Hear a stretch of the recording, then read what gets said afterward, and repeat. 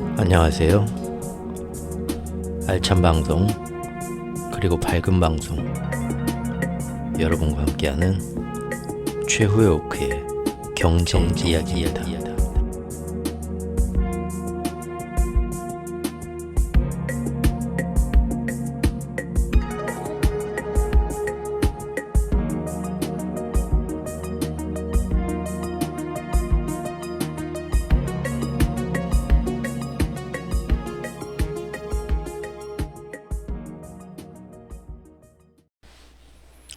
하반기 일본 중앙은행의 우에다가 계속해온 일을 살펴보겠습니다. 8월부터 일본 국채 금리의 YCC 상단을 상향 조정하는 걸 허용하면서 사실상 미국발 국채 금리가 4% 이상으로 치솟기 시작하는 새로운 레벨로 뛰어 올라가기 시작했던 원인이 되어준 바로 일본. 그 후 약 석 달 동안 10월 말까지 쉬지 않고 올라가던 국채 금리는 전 세계의 자산시장을 압박했고, 특히 그들의 목표인 중국 자산시장에 위기감을 주면서 중국의 부동산 부채와 지방정부 부채를 자극하기 시작하였고요. 그리고 갈수록 줄어드는 중국에 대한 외국인 투자와 또 다시 외국으로 빠져나가는 자본 엑소더스 행렬하고 맞물려서 결국에는 많은 부동산 기업들이, 중국 내에 있는 많은 부동산 기업들이 달러와 채권을 제때 조달을 하지도 못하고 또 그 밀린 이자를 지급하지도 못하는 그런 사태를 야기시켰습니다. 그렇게 해서 결국 10월 말에 중국의 헝다나 비그위안 등 주요 건설사들이 외국 신용평가사들에 의해서 중국 당국은 억지로 그 수명을 연장시켜갔지만 사실상에 더 이상 구제할 수 없는 디폴트 수준이라는 그런 처참한 평가를 맡게 되는 그런 성과를 올리게 됩니다. 그러나 이 과정에서요, 사실 일본은 너무 급하게 채권 금리가 오를 경우에 자신들한테 따라오는 그런 부작용을 막기 위해서 또 해외 투기 세력들이 일본은 무조건 앞으로 국제 금리를 1.0까지는 올리도록 해주겠구나, 그런 식으로 예측샷을 날리는 한 방향으로만 베팅하면서 잘못하면 일본 스스로 자신들의 유동성에도 위기가 오는 것을 방지하기 위해서 세심한 주의가 요구되었습니다. 또한 채권 금리는 오르는데도 불구하고 일본은 반드시 엔화가 너무 세져가지고 미국의 달러 강세를 훼손시키는 그런 일은 하면 안 되는 거였죠, 이번 작전에서.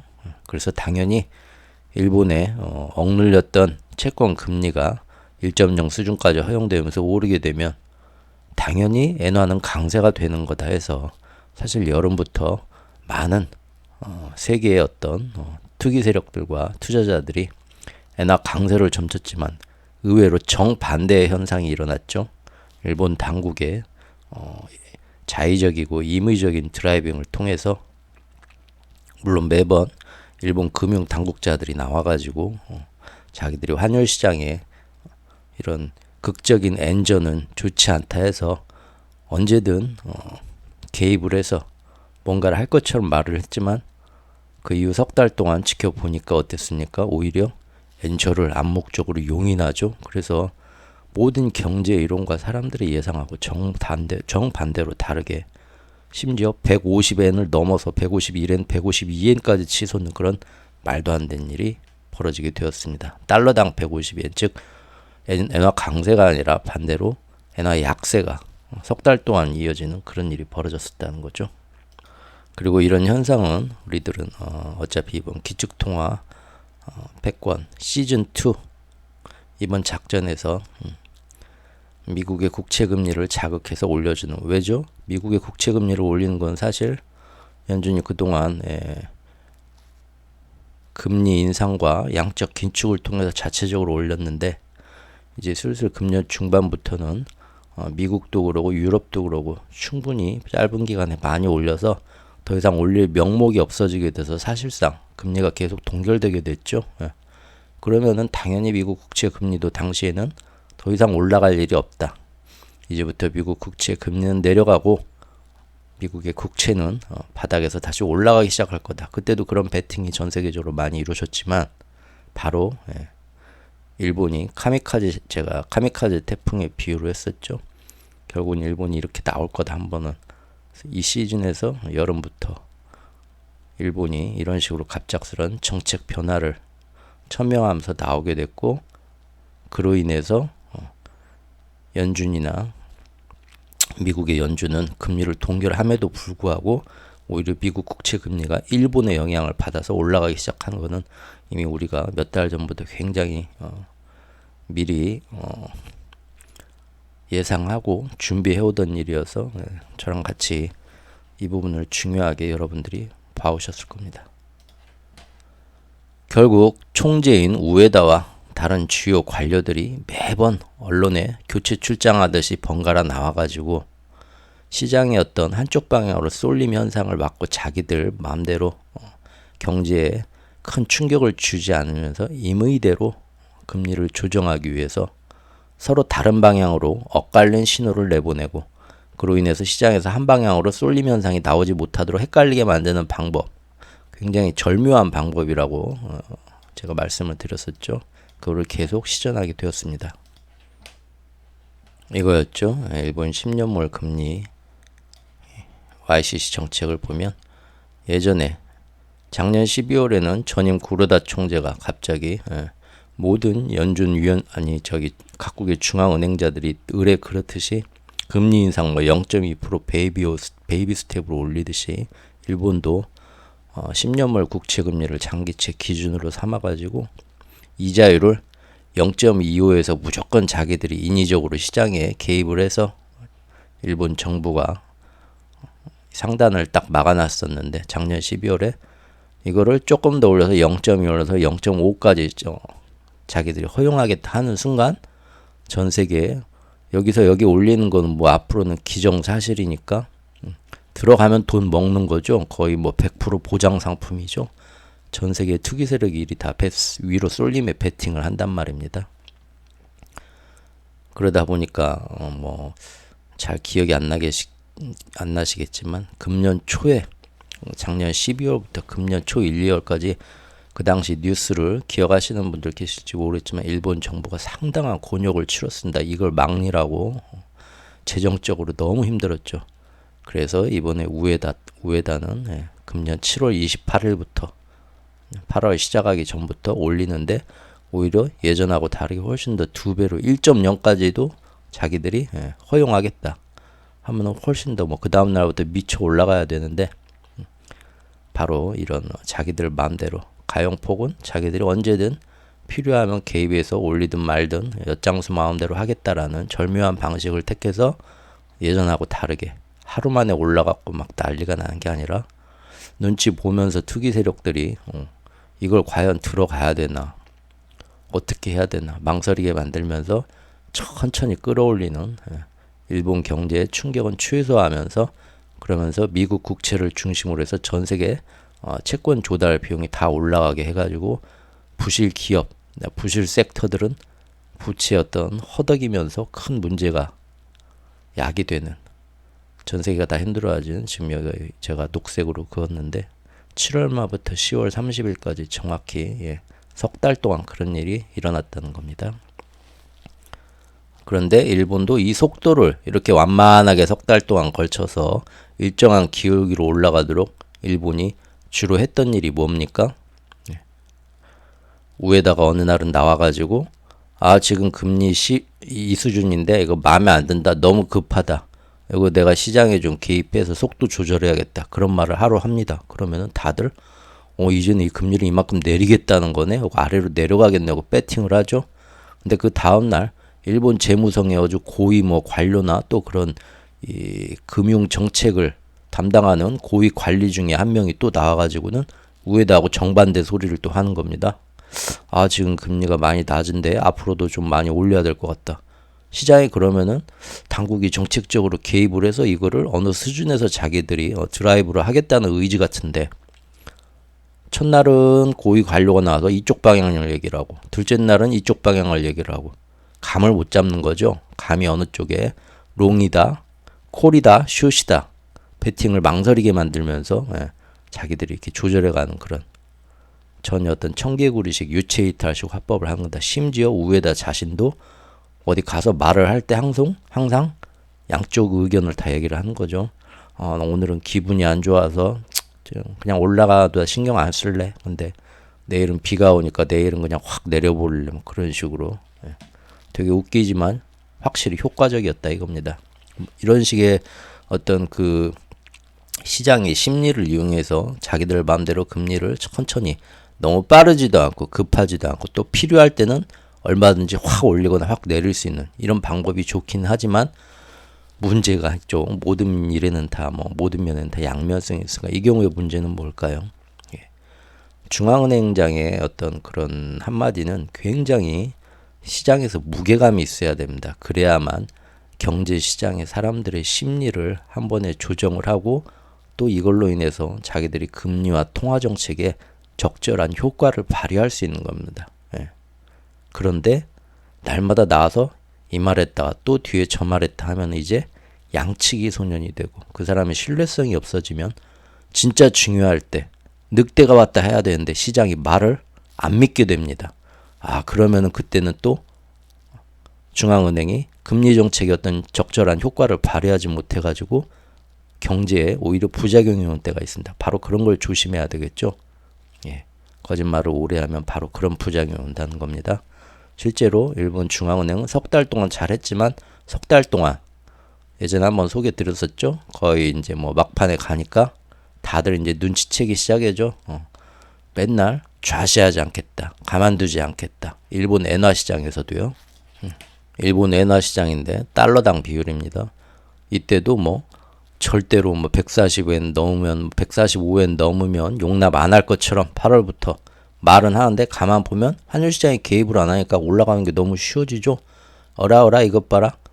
많은 헤지펀드들이 사실 우린 이렇게 될 거 석 달 전부터 예상했죠. 저랑 같이 영상 보면서 같이 살펴보신 분들은 다들 알고 계실 겁니다. 그러나 사람들은 대부분 이럴 리가 없는데 왜 자꾸 엔화가 이렇게 약해지지 하는 거고 이제 투기 시장 헤지펀드들도 대충 한 두어 달 지나면서부터 눈치채기 시작하죠. 그래서 150엔까지 갔는데도 예전 같으면 도저히 용납할 수가 없어. 다시 환시장에 당국이 개입을 해서 엔화 가치가 너무 약해지지 않도록 개입을 해서 한 145엔까지 뚝 떨어질 수도 있어. 그런 생각을 하지만 그런데 이제 배팅도 안 합니다.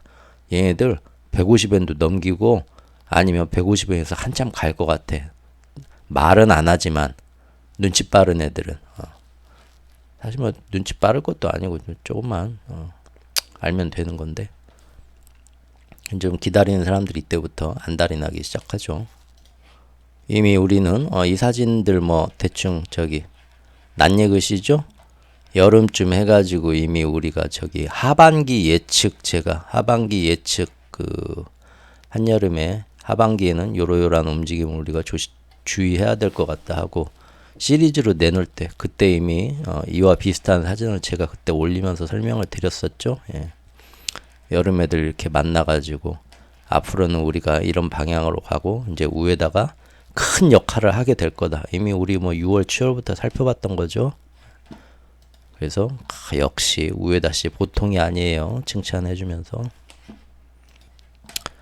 일본은 여전히 그 이후로 이제 11월에도 이제 11월을 살펴봅시다. 저번 달 11월을 보면 똑같습니다. 8월, 9월, 10월 석 달 동안 했던 것처럼 제가 살펴보니까 위에다가 나와서 어제는 이랬다, 오늘은 저랬다, 마치 치매 걸린 사람처럼 이런 유체 이탈 화법을 쓰면서 일본 중앙은행은 여전히 우리는 현재 긴축은 하고 있지만 그래도 완화 정책을 고집할 것이다 라는 혼란스러운 메시지만 매번 던졌습니다. 제가 기사를 하나 가져와 봤는데요.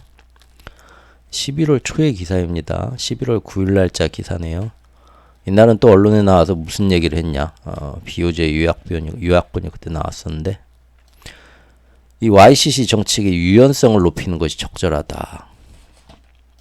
YCC 정책이란 건 이거죠. 10년물 금리의 상단선을 자기들이 조정을 하는 건데 유연성을 높인다는 건 뭡니까?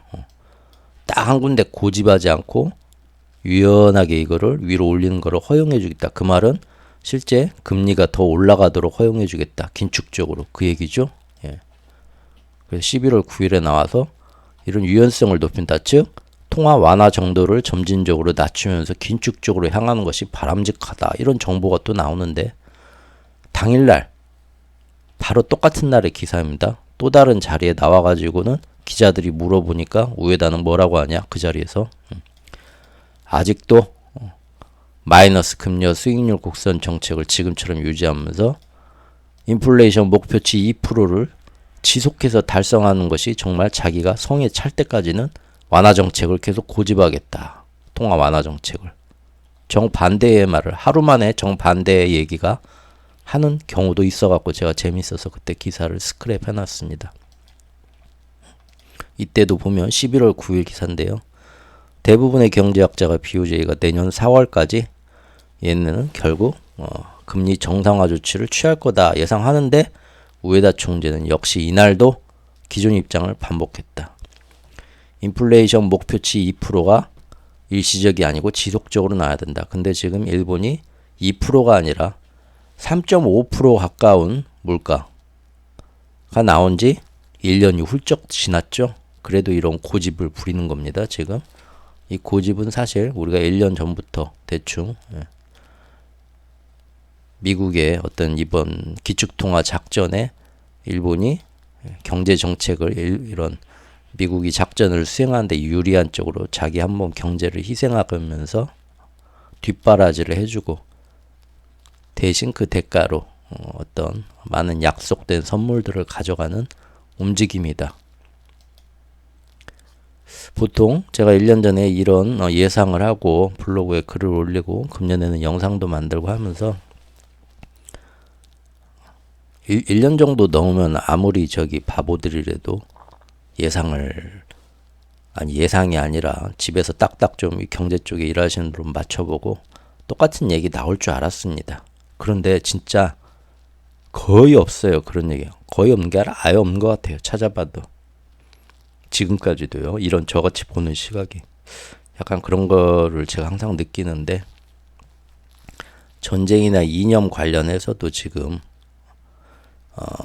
반대쪽 사회주의 진영이나 뭐 다른 뭐 중국, 러시아 그런데 언론 통제는 말할 것도 없지만 사실 이쪽 자유 진영도 미국과 G7이 전 세계에 가장 그 영향력을 행사하고 있는데 서방 세계에서도 이쪽도 별반 다를 게 없습니다. 이미 뭐 알고 계시죠? 뭐 우크라이나, 이스라엘 이런 쪽 보면 굉장히 그 언론이 통제되고 선동되고 지금 제가 유튜브에 올리는 것도 이거 정말 과장 안 하고요. 영상을 제가 이렇게 딱 편집을 해가지고 유튜브에 업로드를 하면은 뭐 저작권이나 뭐나 뭐 검토하는 단계가 있어요. 이 저작권만 보는 게 아니라 사회에 뭐 가짜 뉴스나 뭐 불온한 얘기 뭐 어떤 그 뭐 성인 어떤 뭐 아니면 폭력적인 뭐 그런 내용이 있나 없나 AI가 검사하는 단계거든요. 단계인데 너무 재밌는 게 경제 얘기만 순수하게 이렇게 딱딱 올리면요. 그 검토 단계가 1분도 안 걸립니다. 문제 없음 딱 하고 다음 단계로 넘어가요. 그런데 팔레스타인, 이스라엘 얘기 하나 들어가면요. 그게 10분 걸립니다. 하나하나 뭔가 지가 지금 보는 거예요. 제가 올린 영상을. 그리고 뭐 별다른 뭐 막 사람들 뭐 전쟁에 막 뭐 사지가 절단된 끔찍한 사진 막 그런 뭐 말초적인 그 잘못된 막 그런 내용을 올리는 것도 아니고 순전히 정치적으로 제가 이러한 뭐 국제적인 여론이 없는 얘기 하는 것도 아니죠. 그 직접 밑에 기사 첨부해서 유엔이나 안보리나 뭐 전 세계에서 이런 뭐 반대 시위가 일고 뭐 미국이 비난을 당하고 뭐 그런 얘기를 이렇게 해가지고 기사를 쭉 하잖아요. 그럼 그 단계에서는 10분 이상 검토가 이루어지고 아주 자세하게 그 다음에 광고를 붙이려고 해도 광고 불가라고 딱 뜹니다. 광고주들이 좋아하는 내용이 아니다. 허용된 내용이 아니다 하고요. 사실상이 언론 통제죠. 우리가 예전부터 1년, 2년 전부터 안 좋게 봤던 방향. 1985년, 1980년을 1984년이죠. 뭐 그런 디스토피아 소설 있잖아요. 그런 소설이 나온 것처럼 이미 빅테크가 그리고 뭐 인공지능이 요새 뭐 막 주식시장에 뭐 막 이 샘 알트먼의 오픈 AI가 등장하면서 난리가 난 거는 이제 뭐 좀 1년 정도, 1년 좀 넘었지만 사실 인공지능이 프로그램 뭐 이런 걸로 해서 지금 활용된 거는 이미 오래됐죠. 그걸 이제 실제 시중에 브랜드를 이제 샘 올트먼이 달고 나온 거고 시장을 선점하기 위해서 이렇게 그 저희 실생활에 아주 밀접하게 유튜브에 영상을 만들어서 올리는데도 걔네들이 다 이제 뭐 검토를 하고 뭐 로봇이라고 하죠. 뭐 웹 세상에 있는 로봇이 키워드나 뭐 그런 걸로 다 분류하고 검색하고 노출되고 그런 알고리즘을 다 하는데도 그 알고리즘이 정확히 얼마나 공정하게 그 다음에 어떤 방식으로 되는가 지금 밝혀져 있습니까? 아시죠? 전혀 비공개입니다. 기업 기밀 뭐 그러면서 얼마든지 걔네들 마음대로 입맛대로 기득권의 어떤 언론 통제가 이렇게 이미 기계적으로 이루어지고 있다는 겁니다. 하지만 사람들은 예전만큼 거기에 어떤 자기 권리를 찾아먹지도 못하죠. 그 어떤 때보다도 선동이 요새 뭐 유튜브나 아니면은 뭐 어떤 SNS 들어가 보신 분들은 틈틈이 보시는 분들은 항상 느낄 겁니다. 어떤 기업이나 상품이나 광고나 연예인이나 예전에는 댓글 부대였지만 지금 뭐 그냥 그 처음에 선동만 잘 해놓으면 정말 멋지다, 대단하다, 난리가 난 상황 뭐 그런 식으로 써놓으면은 알아서들 모든 사람들이 어떤 그 SNS의 노예가 되기 때문에 확대 재생산이 되죠. 가짜 뉴스를 생성하는 건 그리 이제 어렵지도 않습니다. 사회의 어떤 그 잘못된 예전 같으면 사람들이 각자의 어떤 그 판단력을 가지고 조금만 생각해 보면서 이건 아니다, 잘못된 방향이다라고 전 세계의 어떤 그 깨어난 지성들이 우리들 모두가 같이 이의를 제기하고 같이 건전한 방향으로 잡아갈 수 있었던 것도 이제는 SNS가 사람들을 전부 바보로 만들었습니다. 그래서 굉장히 기분 나빠하시고 그건 아니지 하고 동감하지 못하는 분도 있을 수 있겠지만 저는 개인적인 생각으로 어렸을 때부터 핸드폰과 SNS에 이 점령을 당하신 이 젊은 세대분들 지금요. 그분들을 뭐 어떻게 불러야 될지는 모르겠습니다. MZ 세대하고는 그거는 조금 아닌 것 같고요. 그 세대분들 2000년대에 태어난 이분들은 사실은 가장 방대한 정보를 접하지만 가장 그 생각하는 능력이 지금 떨어지고 그 어떤 때보다도 기득권 세력과 언론의 어떤 선동적인 정치 성향이나 사상이나 이 사람들의 그거를 선동해서 조정하는데 가장 무력하게 휩쓸려가는 그런 지금 세대로 저는 보고 있고 그런 세상을 지금 몇 년 전부터 보고 있습니다. 어쨌든 그때 이제 우려했던 모습이 지금 현실이 됐습니다. 그런데 이제는 진짜 무서운 생성형 인공지능까지 등장했죠. 사실 이제 앞으로 우리가 접하게 될 모든 정보는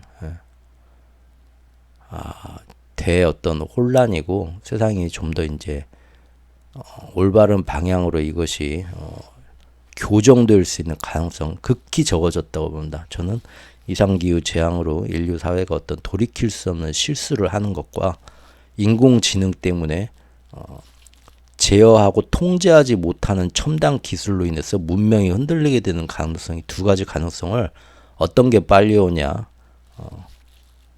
갑론을박 우열을 가리기 힘든 것처럼 사실 지금 위험한 단계에 왔다고 봅니다.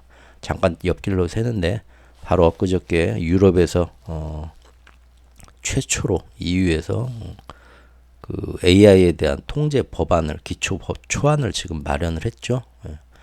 미국도 뭐 한다 하는데 그 사실 사람이 어떤 법을 제정하고 추진하고 모든 사람들의 뭐 이거면 되겠냐 저거면 되겠냐 다 설득해서 합의 보고 내놓는데 행정적으로 시행이 되는데 아무리 빠르게 하려고 해도 지금의 현행 체계에서는 효과 시행이 될 때까지 1년, 2년은 무조건 걸리게 돼 있습니다. 그런데 지금 인공지능이 발전하는 속도는 따라잡지를 못해요. 제가 아까 말씀드린 것처럼 유튜브 저작권 뭐 검토나 이런 마음에 안 드는 키워드 또 자기들이 마음에 안 드는 어떤 그 방향으로 언론이 나오는 거에 대해서 통제가 들어가는 건 이미 몇 년 전부터 이렇게 꾸준히 되고 있지만, 여기에 대해서 지금 어떤 유튜브가 지금 우리 실생활에 접어든 지 몇 년인데 여기에 대해서 어떤 올바른 제재가 지금 교정이 이루어지고 있나요? 지금 제가 말씀드린 이런 상황에 대해서 무력하죠. 그냥 개인들이 세상은 그런가 보다 하고 괜히 이스라엘 팔레스타인 얘기했다가 사람들 알고리즘에 노출도 안 되고 뭐 하지, 쓸데없는 헛팀 빼지 말아야지 하고 그냥 자연스럽게 그래야지. 이런 거는 지금 유튜브한테 구글한테 가서 니네 알고리즘 어떤 식으로 하고 있냐, 니들 입맛에 맞는 뉴스만 허용하고 나머지는 얼마든지 정치적으로 이용될 수 있는 거 아니냐 하고 가서 그런 거 매번 검사하고 하는 시스템이 지금 전 세계에 있으니까, 기술의 발전을 인간의 통제가 못 따라가는 겁니다. 정치가. 그런데 인공지능, 생성형 인공지능 지금 이 속도는 거의 뭐 불가능이라 봅니다. 예전에 나온 이런 오토봇 같은 것들도 이러는 것도 지금 통제가 안 되고 있는데, 잠깐 옆길로 새는데요. 경제적인 이런 일본의 어떤 이런 움직임, 일본 중앙은행의 움직임으로 인해서 사실상 왜 저런 말도 안 되는 고집을 부리면서, 누가 봐도 지금 말도 안 되는 고집이고 나쁜 엔저 현상으로서 일본도 그 부작용을 당하고 있는데도 매번 아직도 충분치 않다. 2% 이상이, 지금 2%가 아니라 3.5%라고 이 양반아. 1년이 넘었어. 근데 언제까지 2% 물가가 일정하게 계속 나오는 거를 내가 봐야만 정책 변화를 하겠다. 그럼 뭐 어디 다른 평행세계에 사시나? 말이 안 되잖아요. 그리고 이걸로 인해서 정말 이득 보는 게 누구인가? 조금만 우리가 생각하고 이쪽에 대해서 관심 있는 분들을 보면서 누구든지 가질 수 있는 합당한 의문사항인데, 그렇죠. 실험실에 있는 기초과학 이제 배우기 시작한 조교도 이 이론이 좀 이상한 것 같습니다. 교수님하고 누구나 이의를 제기할 수 있는 건데, 철저하게 이런 서방 세계에서 있던 언론이 아까 전쟁이나 이런 거에 통제가 되는 것처럼 경제 쪽에 대해서도 정말 통제가 되고 사람들이 거기에 대해서 뭔가 이의를 제기하려고 해도 주류 사회에서 이미 빅테크와 SNS를 통해서 끼어들 수 없는 그런 사회 구조를 만들어 버렸기 때문에 이렇게 당하는 거죠. 당한다는 표현은 좀 그렇고요. 예. 이렇게 해서까지 감추려는 게 뭘까요? 전쟁에서는, 그리고 이 경제에서도 사실은 기축통화 시스템이 지금 얼마나 잘못되고, 사실 기축통화 시스템을 잡고 있는 애들이 우리가 맨날 정의 평화하지만 사실 이 세상은 이미 세계는 정복됐다. 경제적으로 우리 모두는 식민지이고 경제적 식민지 상태이고 달러 체제 아래서 그동안 얼마나 1년 동안 열심히 일한 것들, 그거 아마 다 계산하는 학자 좀 나왔으면 좋겠어요. 항상 그 두리뭉실하게 항상 얘기하는데, 우리가 1년 동안 열심히 주 5일씩 뭐 일하는 분들 계산했을 때 실제 세금으로 나가는 거 하면은 보통 이제 뭐 나라마다 그 세율이 조금씩 다르니까 차이는 있지만, 예전에 이제 그런 게 있었거든요. 한 십몇 년 전에는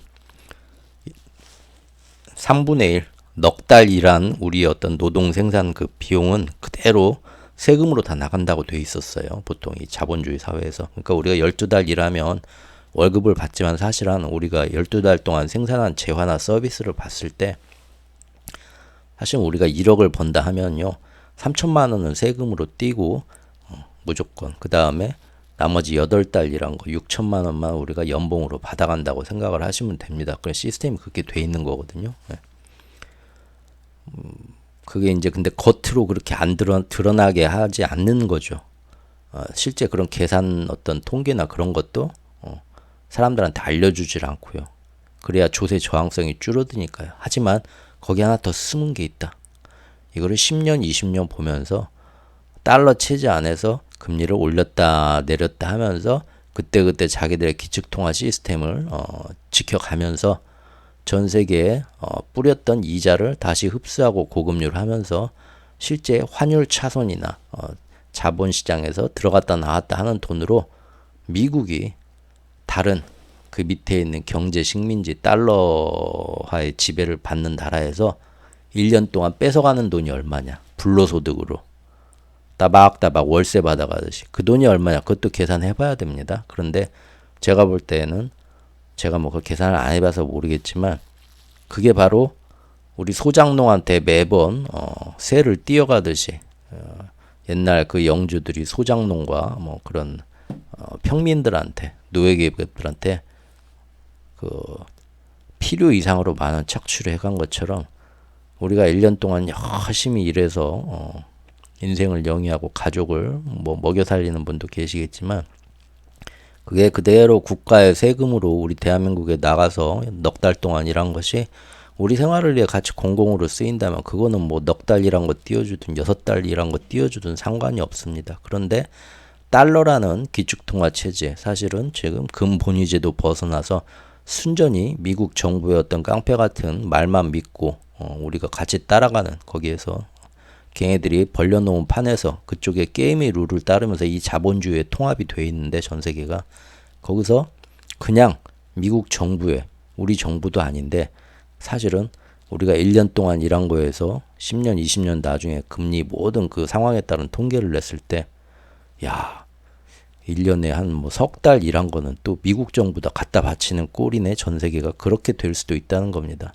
바로 그런 기축통화 시스템의 어떤 황금알을 낳는 거위, 마블의 유니버스에서 얘기하는 인피니티 스토 같은 그런 시스템을 사람들이 눈치채고 불공평하다고 생각하는 사람이 있을까봐 감히 반기를 드는 애들이 있을까봐 항상 이거는 왜곡시키고 굴절시키고 커튼에 가려가지고 사람들이 이쪽에 관심을 가지지 못하게 하고 언론도 통제해서 이렇게 말도 안 되는 일본의 행동 사실은 1년 전부터 이런 식으로 된다 하고 가만히 좀 깨쳐보면은 예상할 수 있었던 건데 이게 지금 1년 넘게 이렇게 이루어지는데도 어떤 경제 뉴스나 기사를 봐도 이걸 왜 일본이 이런 고집을 하고 말도 안 되는가 의문을 가지고 이렇게 함으로써 이득을 보는 게 누구이고 실제 그 시즌에 맞춰서 어떤 일들이 세계의 지금 경제계에 그 영향을 어떻게 받고 있고 힘들어지는가 아무도 그런 얘기를 못하고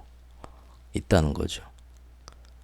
세상이 완벽한 것 같지만 이 모든 세상의 복잡한 시스템이 여러분들보다 훨씬 똑똑하고 훨씬 많이 하는 사람들끼리 모여서 여러분들이 잠자는 시간에도 자연스럽고 아주 복잡한 원리에 의해서 안전하게 지금 시스템이 운영되는 것 같지만 그런 환상들을 가지고 계시겠지만 알고 보면 그냥 그 기존의 세력을 놓치지 않으려는 사람들이 주먹구구식으로 사람들을 속이면서 우습게 끌고 가는 모습도 굉장히 많다는 겁니다.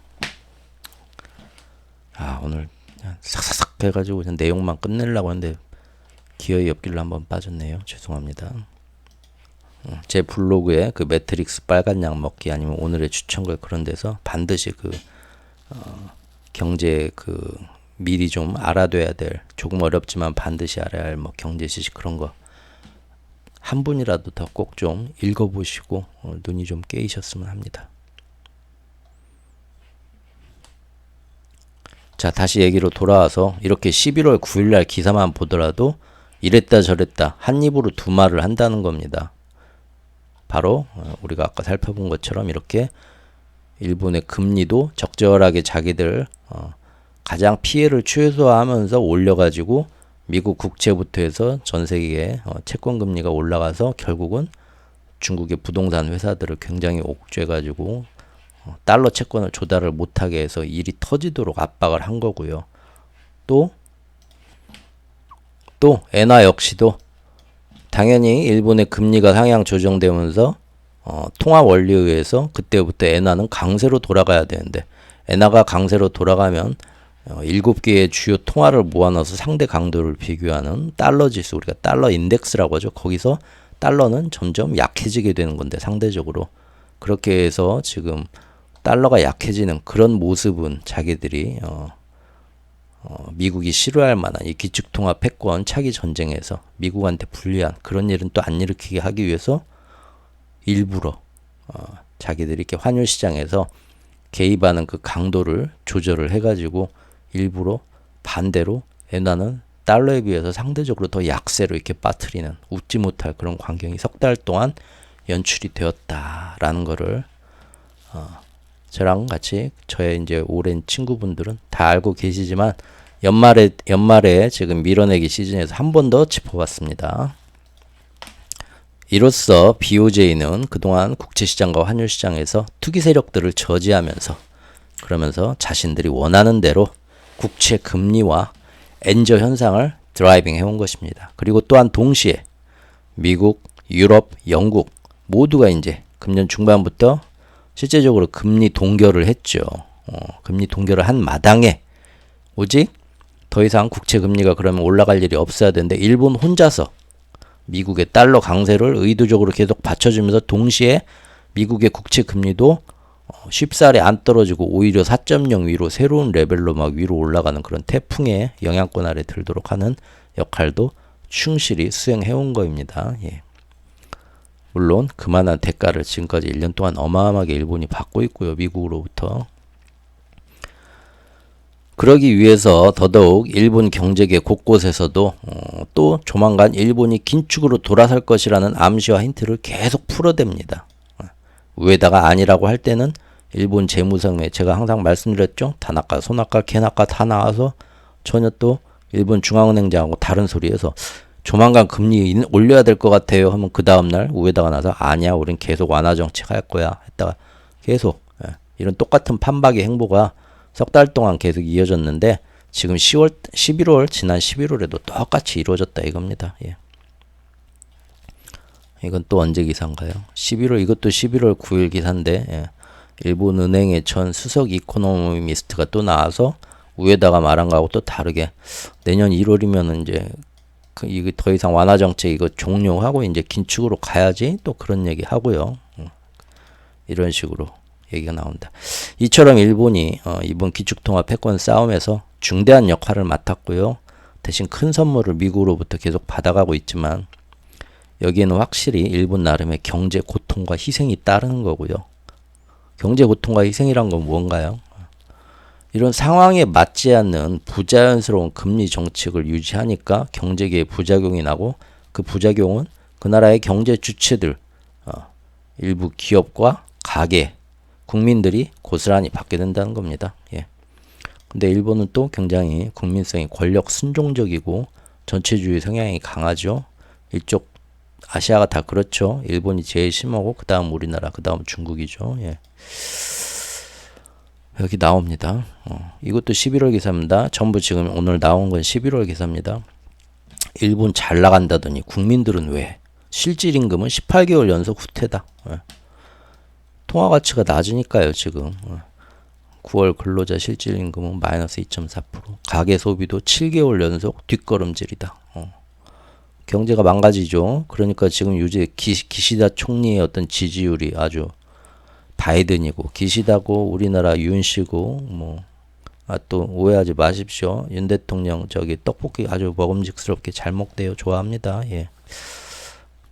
아무튼 셋 다 지지율이 완전 엉망이죠. 다 경제를 망쳤으니까 우리나라는 사실 근데 경제가 망가졌다고 이런 국제정세나 이런 거에 대해서 사람들이 오직 주식 재테크 막 이쪽에 대해서는 굉장히 모르겠습니다. 예. 기록적 엔저의 장기적 유지로 인해서 기록적 엔저가 계속 이렇게 장기적으로 유지되면 해외에 물건을 팔아먹는 수출 위주의 기업들, 거의 대부분의 어떤 장사를 해외에서 해먹는 빅 대기업들은 녹아나죠. 자기들 물건 가격이 엔화 가치가 굉장히 싸지기 때문에 물건이 싸니까 해외에서 상대적으로 경쟁력을 얻고 잘 팔리죠.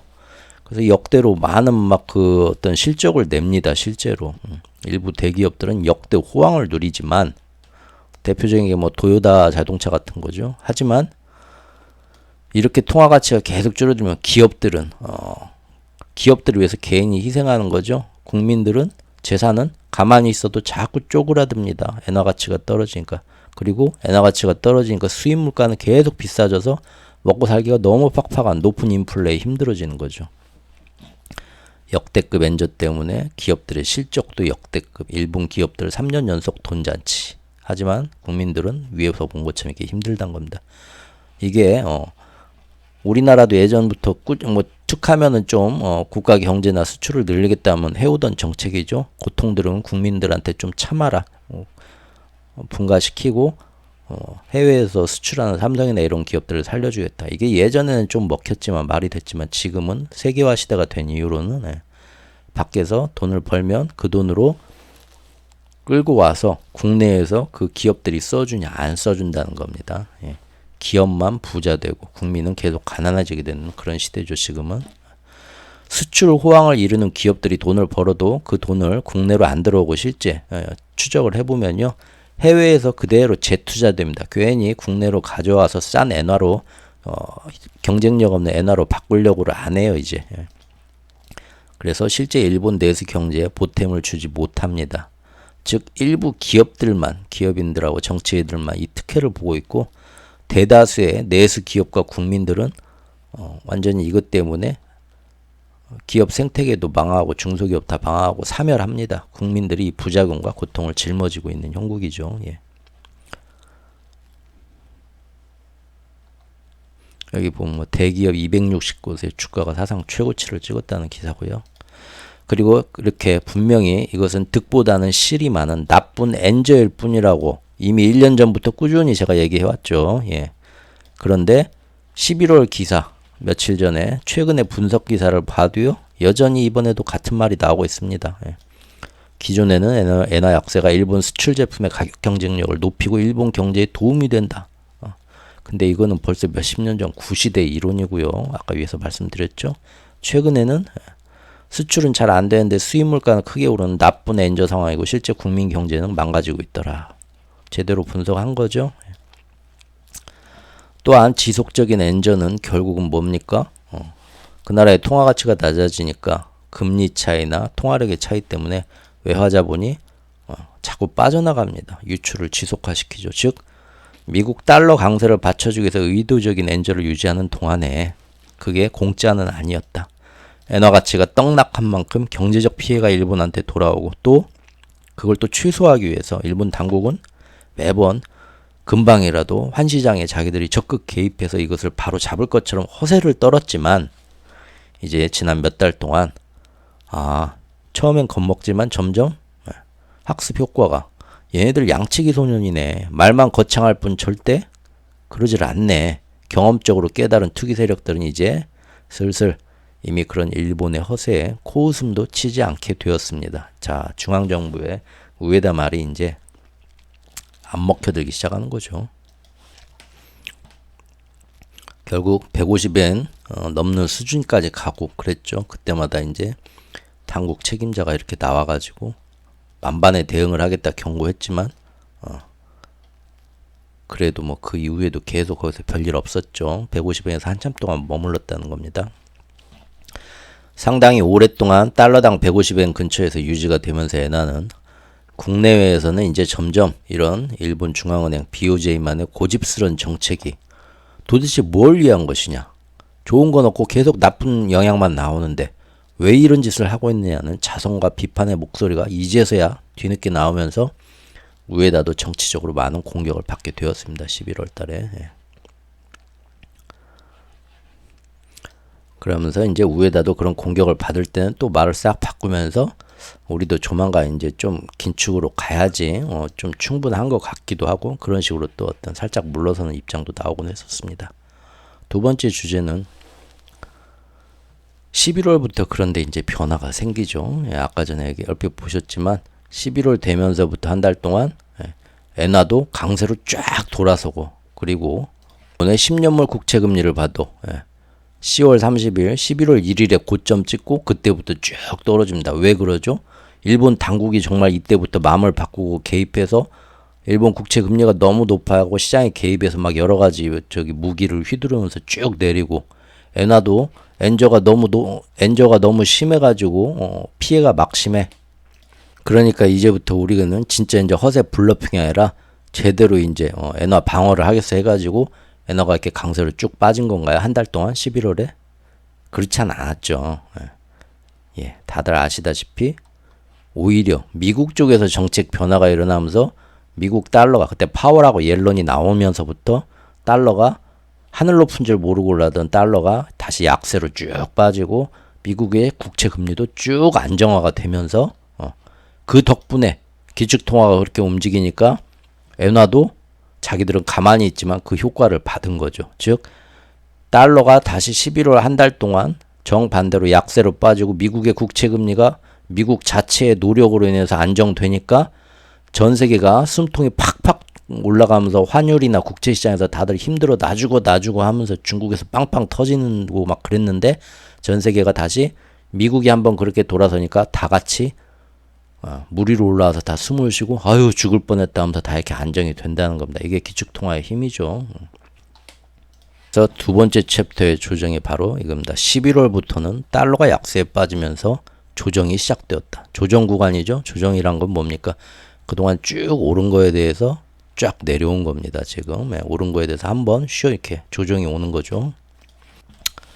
오랜만에 어제 친구들하고 저도 이제 밖에 나가서 사실 제가 금년에 좀 마음의 병도 있고 어제 이제 그냥 은둔하면서 살아야겠다 했는데 스스로 이제 그거를 많이 마음 공부를 하면서 좀 상처를 치유를 하고요. 다시 이제 예전같이 유튜브도 시작하게 되고 여러분들 제 방송을 들어주시는 분들한테 연말을 맞아서 다시 한번 깊은 감사의 말씀을 드립니다. 유튜브를 하면서 저도 많이 개인적으로 도움이 됐습니다. 그런 면에서 어제 그래서 이제 친구가 저는 거의 없습니다. 근데 뭐 제 나이 되면 다 비슷하시죠?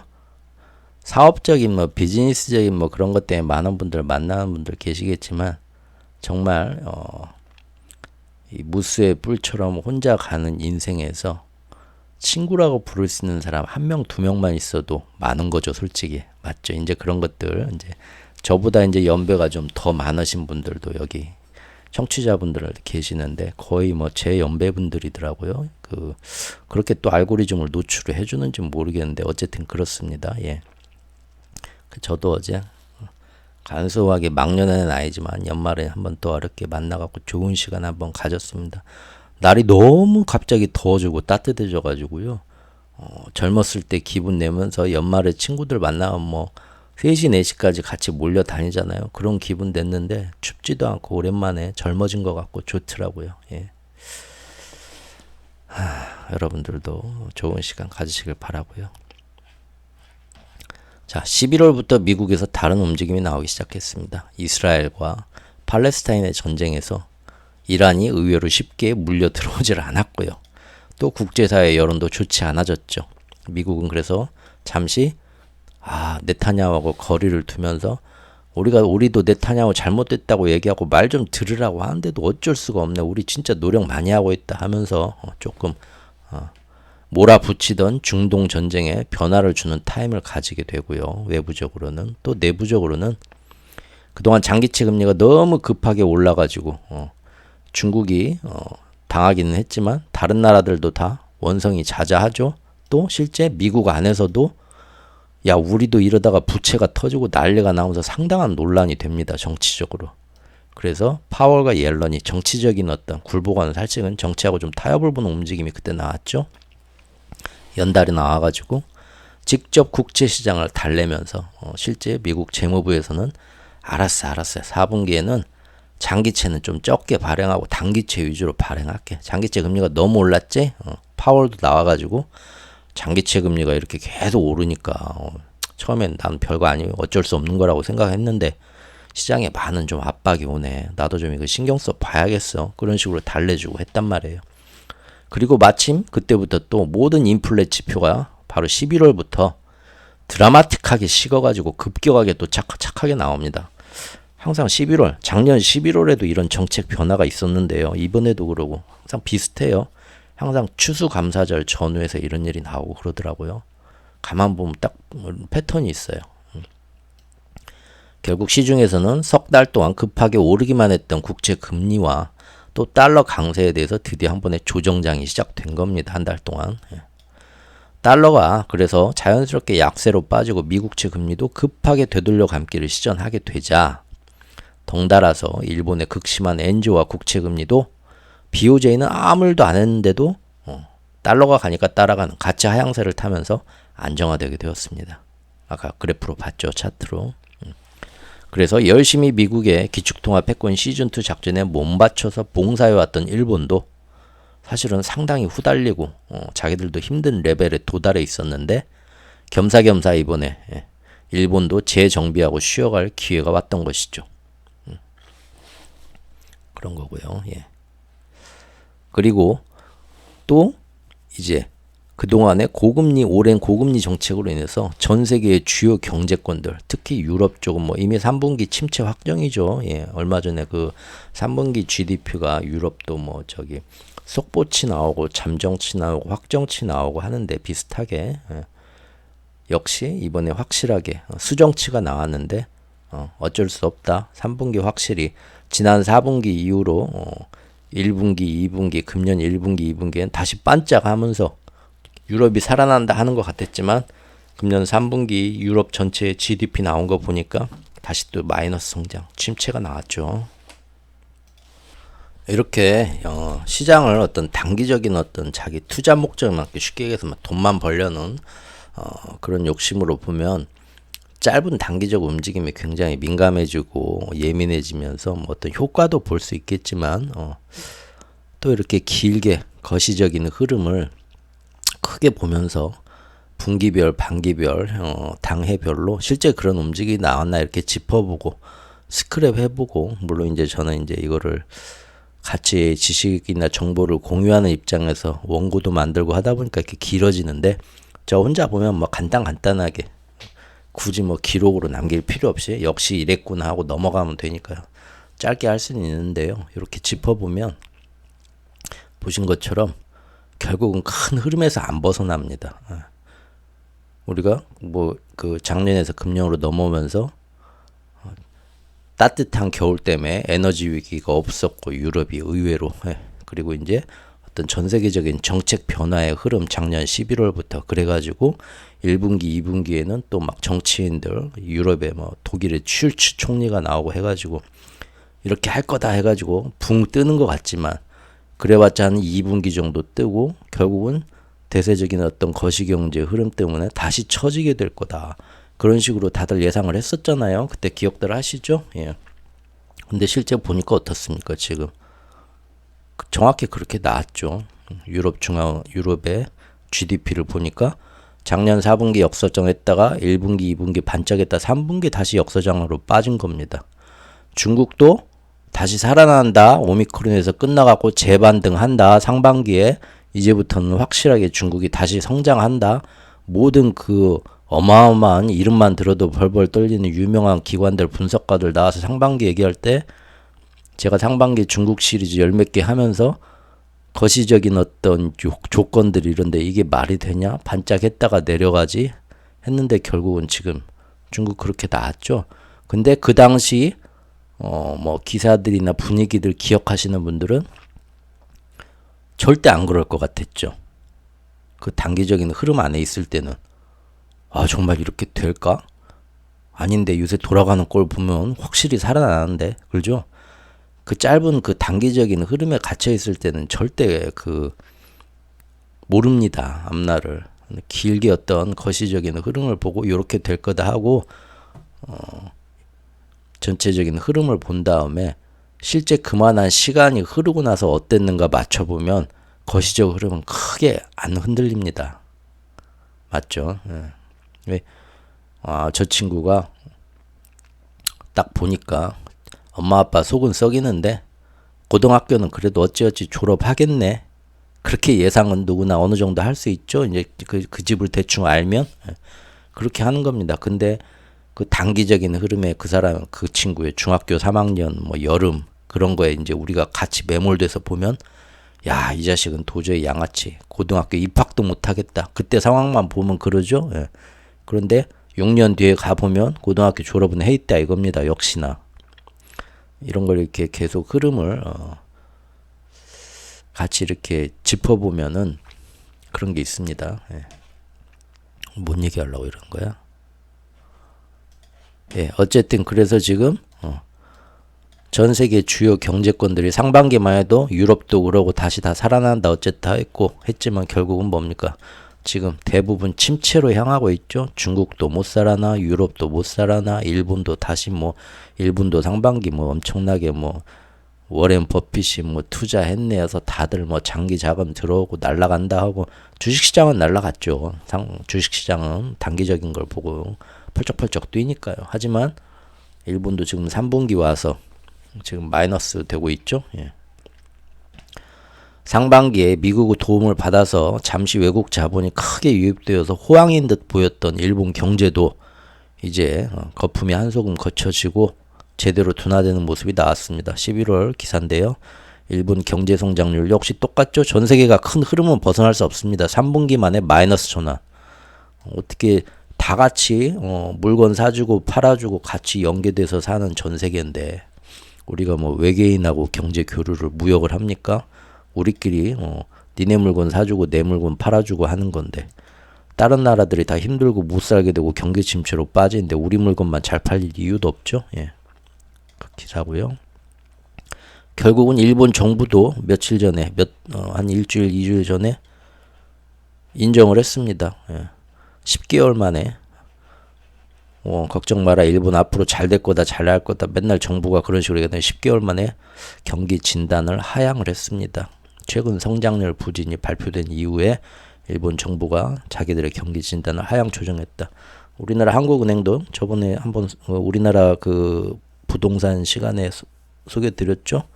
1, 2, 3, 4분기 계속 다음 그 경제 전망을 하는데 경제 성장률 전망을 1%씩 계속 낮추고 있죠, 지금. 이게 중요한 내용이라서 한번 크게 적어봤습니다. 일본 경제는 이겁니다. 최근 1990년 이후에 최악의 엔저가 나왔고 이것은 갈수록 경제의 악영향이다. 달러당 엔화가 152엔에 근접하면서 또다시 연중 최고치를 기록하기도 했었다. 엔화 가치가 이렇게 하락하면서 좋은 것보다는 수입 원자재 부품 등의 가격이 크게 상승하면서 낮은 월급에 지출 부담만 늘어나는 일본 소비자들의 지갑은 꽁꽁 내수는 막히고 일본의 9월 월 평균 실질 임금은 전년비 2.4% 감소하면서 가난해졌다. 소비가 감소하니까 기업의 설비 투자도 부진되면서 경제가 자꾸 위축되는 악순환. 해외에다 물건만 파는 애들은 좋겠지만 이런 악영향이 끼쳐졌다 이겁니다. 이렇게 거품이 거치면서 제대로 민낯이 드러나기 시작하니까 이제 일본 중앙은행도 자꾸만 지속적인 물가 상승과 임금 상승률을 봐야만 디플레이션을 벗어났다고 확신할 수 있기 때문에 완화적인 정책을 계속 고수하겠다라는 그다음에 고집이 얼마나 무리한 고집인지 이제 더욱더 도드라지게 되었죠. 경제가 좋아진 게 아니라 지금 그러죠. 예, 슬슬 BOJ 우에다의 완화 정책 유지가 점점 민망해지기 시작한 겁니다. 11월 되면서. 거품이 이렇게 거치면서 곤란해진 사람은 그뿐만이 아니었습니다. 잠깐 딴 얘기 하자면 우리나라 사람들도 한때 굉장히 좋아했던 한때는 새로운 시대의 천재 경제인으로 추앙받으면서 우리나라에서 그 사람의 어떤 책이 베스트셀러가 되기도 했던 바로 소프트뱅크의 손정의 이 양반이 시간이 갈수록 그 역시도 그렇죠. 팬데믹 때 역대로 풀린 유동성의 수혜를 보았을 뿐 아까 할매처럼 이제 긴축의 시대가 경과하면서 그 역시도 근본은 우리나라의 일부 슈퍼 개미들처럼 그저 유동성의 혜택을 보고 운이 좋았던 사람 중 하나였다는 점이 여실히 드러났죠. 일본 소프트뱅크가 금리 인상 시기가 되면서 아주 그냥 이 사람이 엄청난 감각이 있는 애플의 스티브 잡스처럼 추앙을 받았었지만 지금 이제 어떻습니까? 결과를 다 성적표 나오니까 사실상 그 아크 인베스트의 캐시우드 할머니처럼 그 당시 어떤 그 수혜를 본 사람 중에 하나였을 뿐이죠. 예. 아주 지금 손실이 손댄 것마다 다 난리가 났죠. 이 사람이 주로 그 미래의 가치를 보는 기술주나 스타트업에 손을 많이 댔었으니까요. 그럼에도 불구하고 일본 증시는 이제 20년 가까운 디플레이션을 드디어 벗어나 물가 상승률이 꾸준히 높아지고 있는 와중에 미국 등으로부터 활발한 첨단 산업 연합체 지원도 받기 시작했고요. 일본 정부도 적극적인 재정책을 써서 반도체 라피더스 그런 거 최신 그런 거에 어마어마한 몇십 조를 지금 앞으로 계속 투자하겠다 그러면서 그런 산업군을 지원해 주기로 한 점.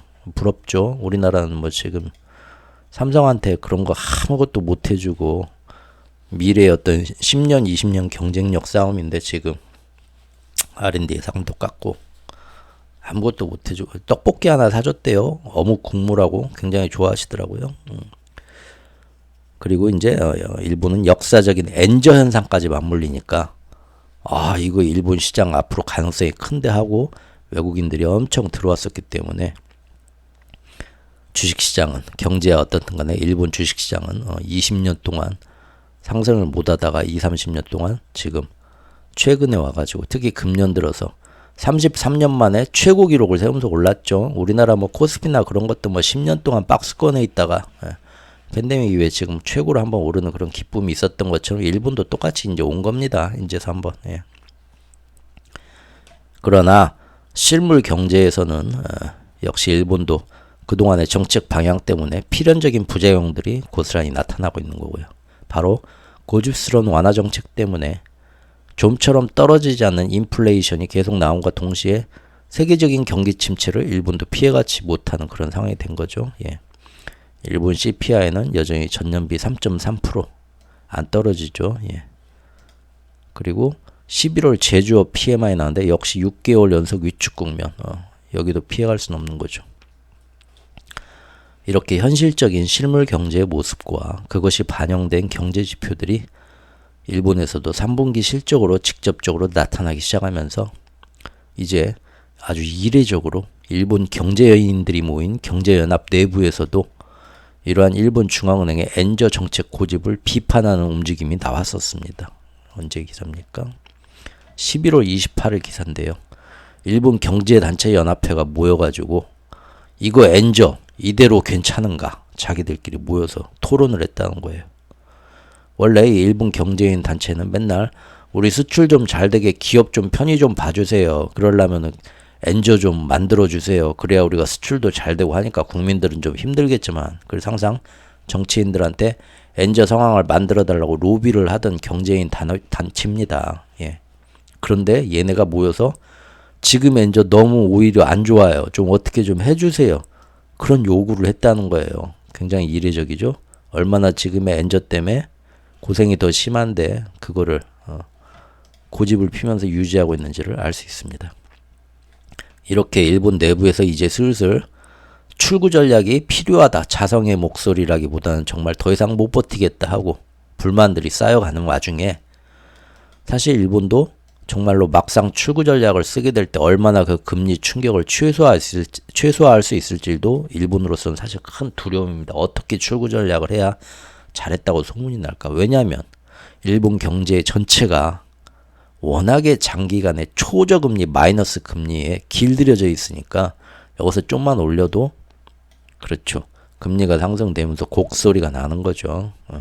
벌써부터 지금 아주 조금만 일본의 그 10년물 금리를 보면 예전에 한번 말씀드린 그런 기회가 있었죠. 우리가 볼 때는 아이고 0.5에서 0.75, 1.0 이것도 올렸다고 하냐 하는데 제로금리에서 이렇게 올리면 2배 올리는 거죠. 그래서 일본의 어떤 예금 금리가 은행에 돈 넣어도 이자 한 푼도 안 주던 제로금리였는데 이런 식으로 이제 이거보다 이제 기준금리다 조금 높여서 2% 준다 하면은 사실은 일본 은행 측면에서는 안 들어가던 이자 비용이 200%가 상승하는 거죠. 그러면 이제 은행들이 어떻습니까? 나 죽어요 하고 이제 곡소리 나온다는 겁니다. 그 정도로 무섭죠. 비슷한 기사입니다. 일본 중앙은행이 지방은행이 보유하고 있는 채권, 투자신탁 이런 거 평가 손실이 단지 그 조금 금리를 올렸을 뿐인데도 손실이 급증하고 있다. 그런 보도가 NHK 보도가 나왔었네요. 사실 11월부터는 전 세계에서 인플레이션이 뚝뚝 떨어지는 그 기조가 확실해졌기 때문에 과연 잘 생각해보면 여기서부터는 조금 어려운 얘기인데요.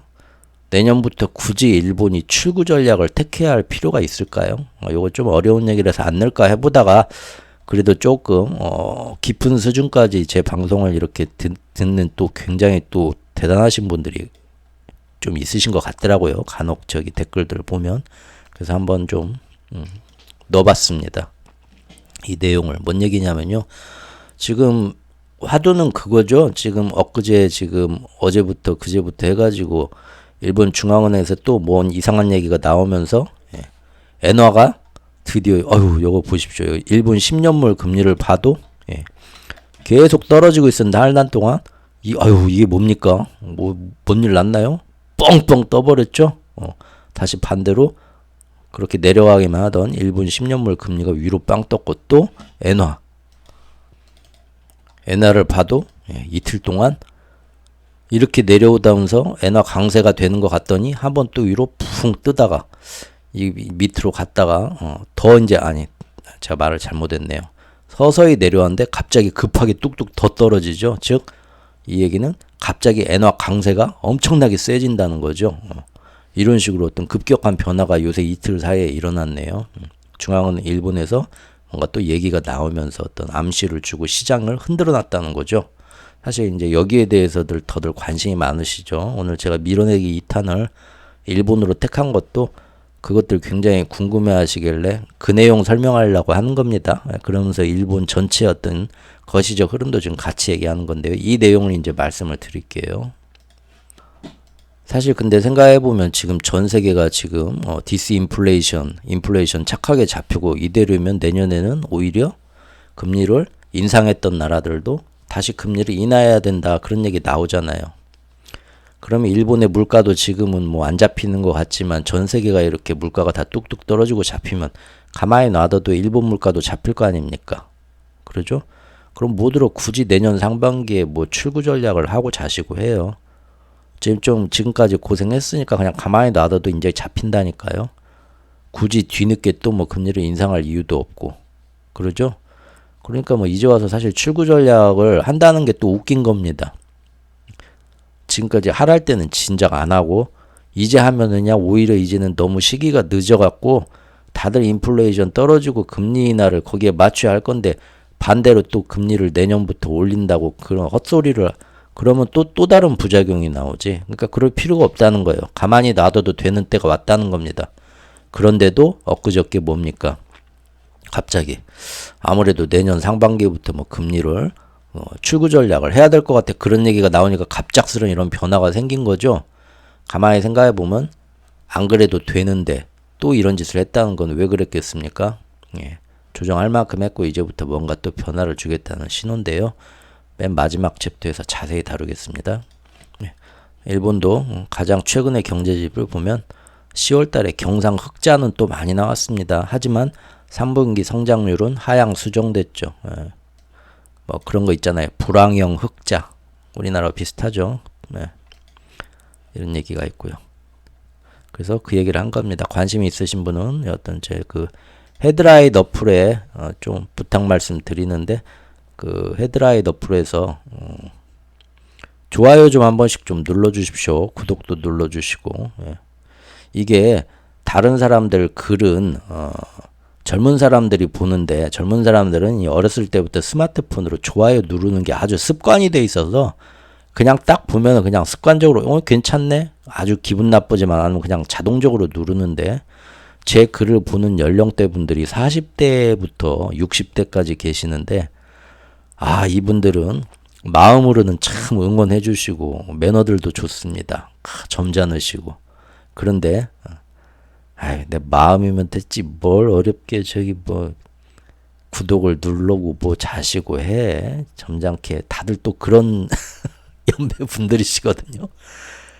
구독이나 뭐 저기 좋아요 한번 눌러봐라 하면은 또 야 돋보기 가져와 봐라 이거 잘 보이도 않는 거 어디 뭘 누르려고 하면 로그인 하라고 나오고 회원가입하고 나오고 에이 세상 귀찮아서 안 하시죠.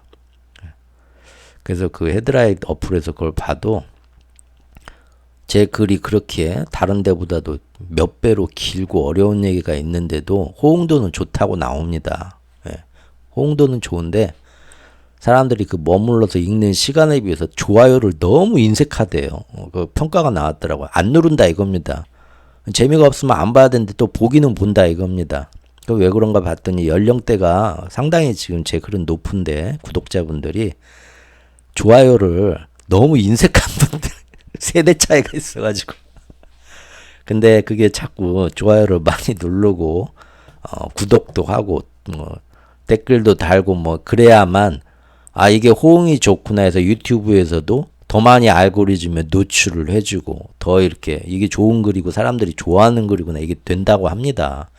그 헤드라인 어플도 그러고요. 근데 그런 것들을 안 해주니까 그 거기에 있는 그 인공지능 오토봇이 이 글을 노출을 해주려다가도 안 한다는 거예요. 좀 부탁 좀 드립니다. 이제 좀 저도 어제 그 친구들하고 모임에서 메뉴판을 그 핸드폰 그 NFC 그걸로 찍으라고 나오더라고요. 4명이 가가지고 그거 찍는데 또 난리 불쌍하죠. 이 디지털 문맹들. 결국은 점원이 태블릿을 우리한테는 보다 답답하니까 갖고 오더라고요. 태블릿에 메뉴를 띄워가지고 어르신들 부탁드립니다. 조금 제가 강요 드릴 수는 없지만 그래도 혹시 한번 시도는 좀 해서 좋아요 버튼도 좀 유튜브나 헤드라인 어플이나 누르고 구독도 좀 눌러주. 구독은 원하시는 분만 하고요. 그래서 항상 저기 보면은 모든 영상 보면은 사람들이 다 그러잖아요. 구독, 좋아요, 알람 꼭 눌러주세요. 영상 초반하고 마지막에 다들 한마디씩 하죠. 그렇게 해야 그런 것들이 쌓여야 알고리즘이 더 노출도 해주고 인공지능이나 오토봇들이 이거 괜찮은 글인가 보네 평가를 한다는 거예요. 근데 안 하고 우리 점잖은 선비 세대분들 내가 자넬 아껴 정말 마음으로 응원해. 근데 여보 사랑해 그런 말은 안 하죠. 표현은 지금은 그렇게 표현을 안 하면 이 망할 놈의 인공지능들이 이 가정은 끝났네 파탄이네 그렇게 평가를 한다니까요. 좀 도와주십시오. 부탁 말씀 드리고요. 어쨌든요. 내년부터 디스인플레가 더 강화되고 금리 인하의 시대가 온다고 해도요.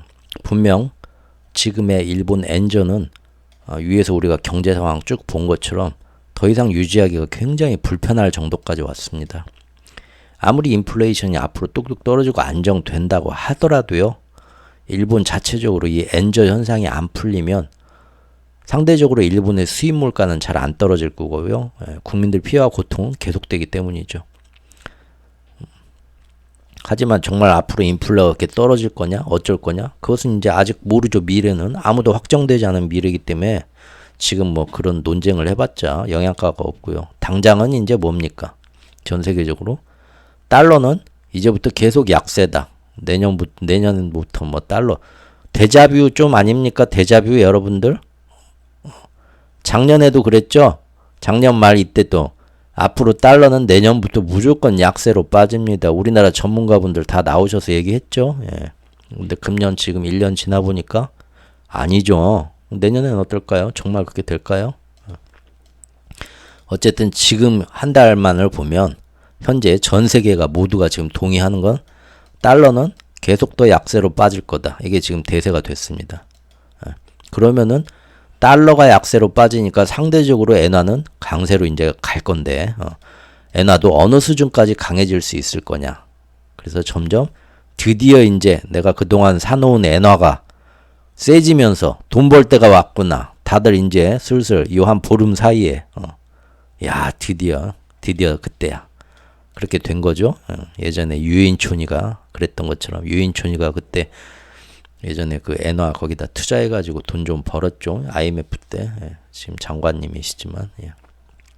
나도 이제 돈 좀 만져볼까? 그게 이제 단기 투자자들의 요즘 관심이죠. 근데 혹시 이거 아시나요? 놀랍게도 바로 며칠 전, 12월 초반까지만 해도요. 이렇게 달러 약세가 심해지면 당연히 앞으로 엔화나 유로화는 상대적으로 강해질 거다.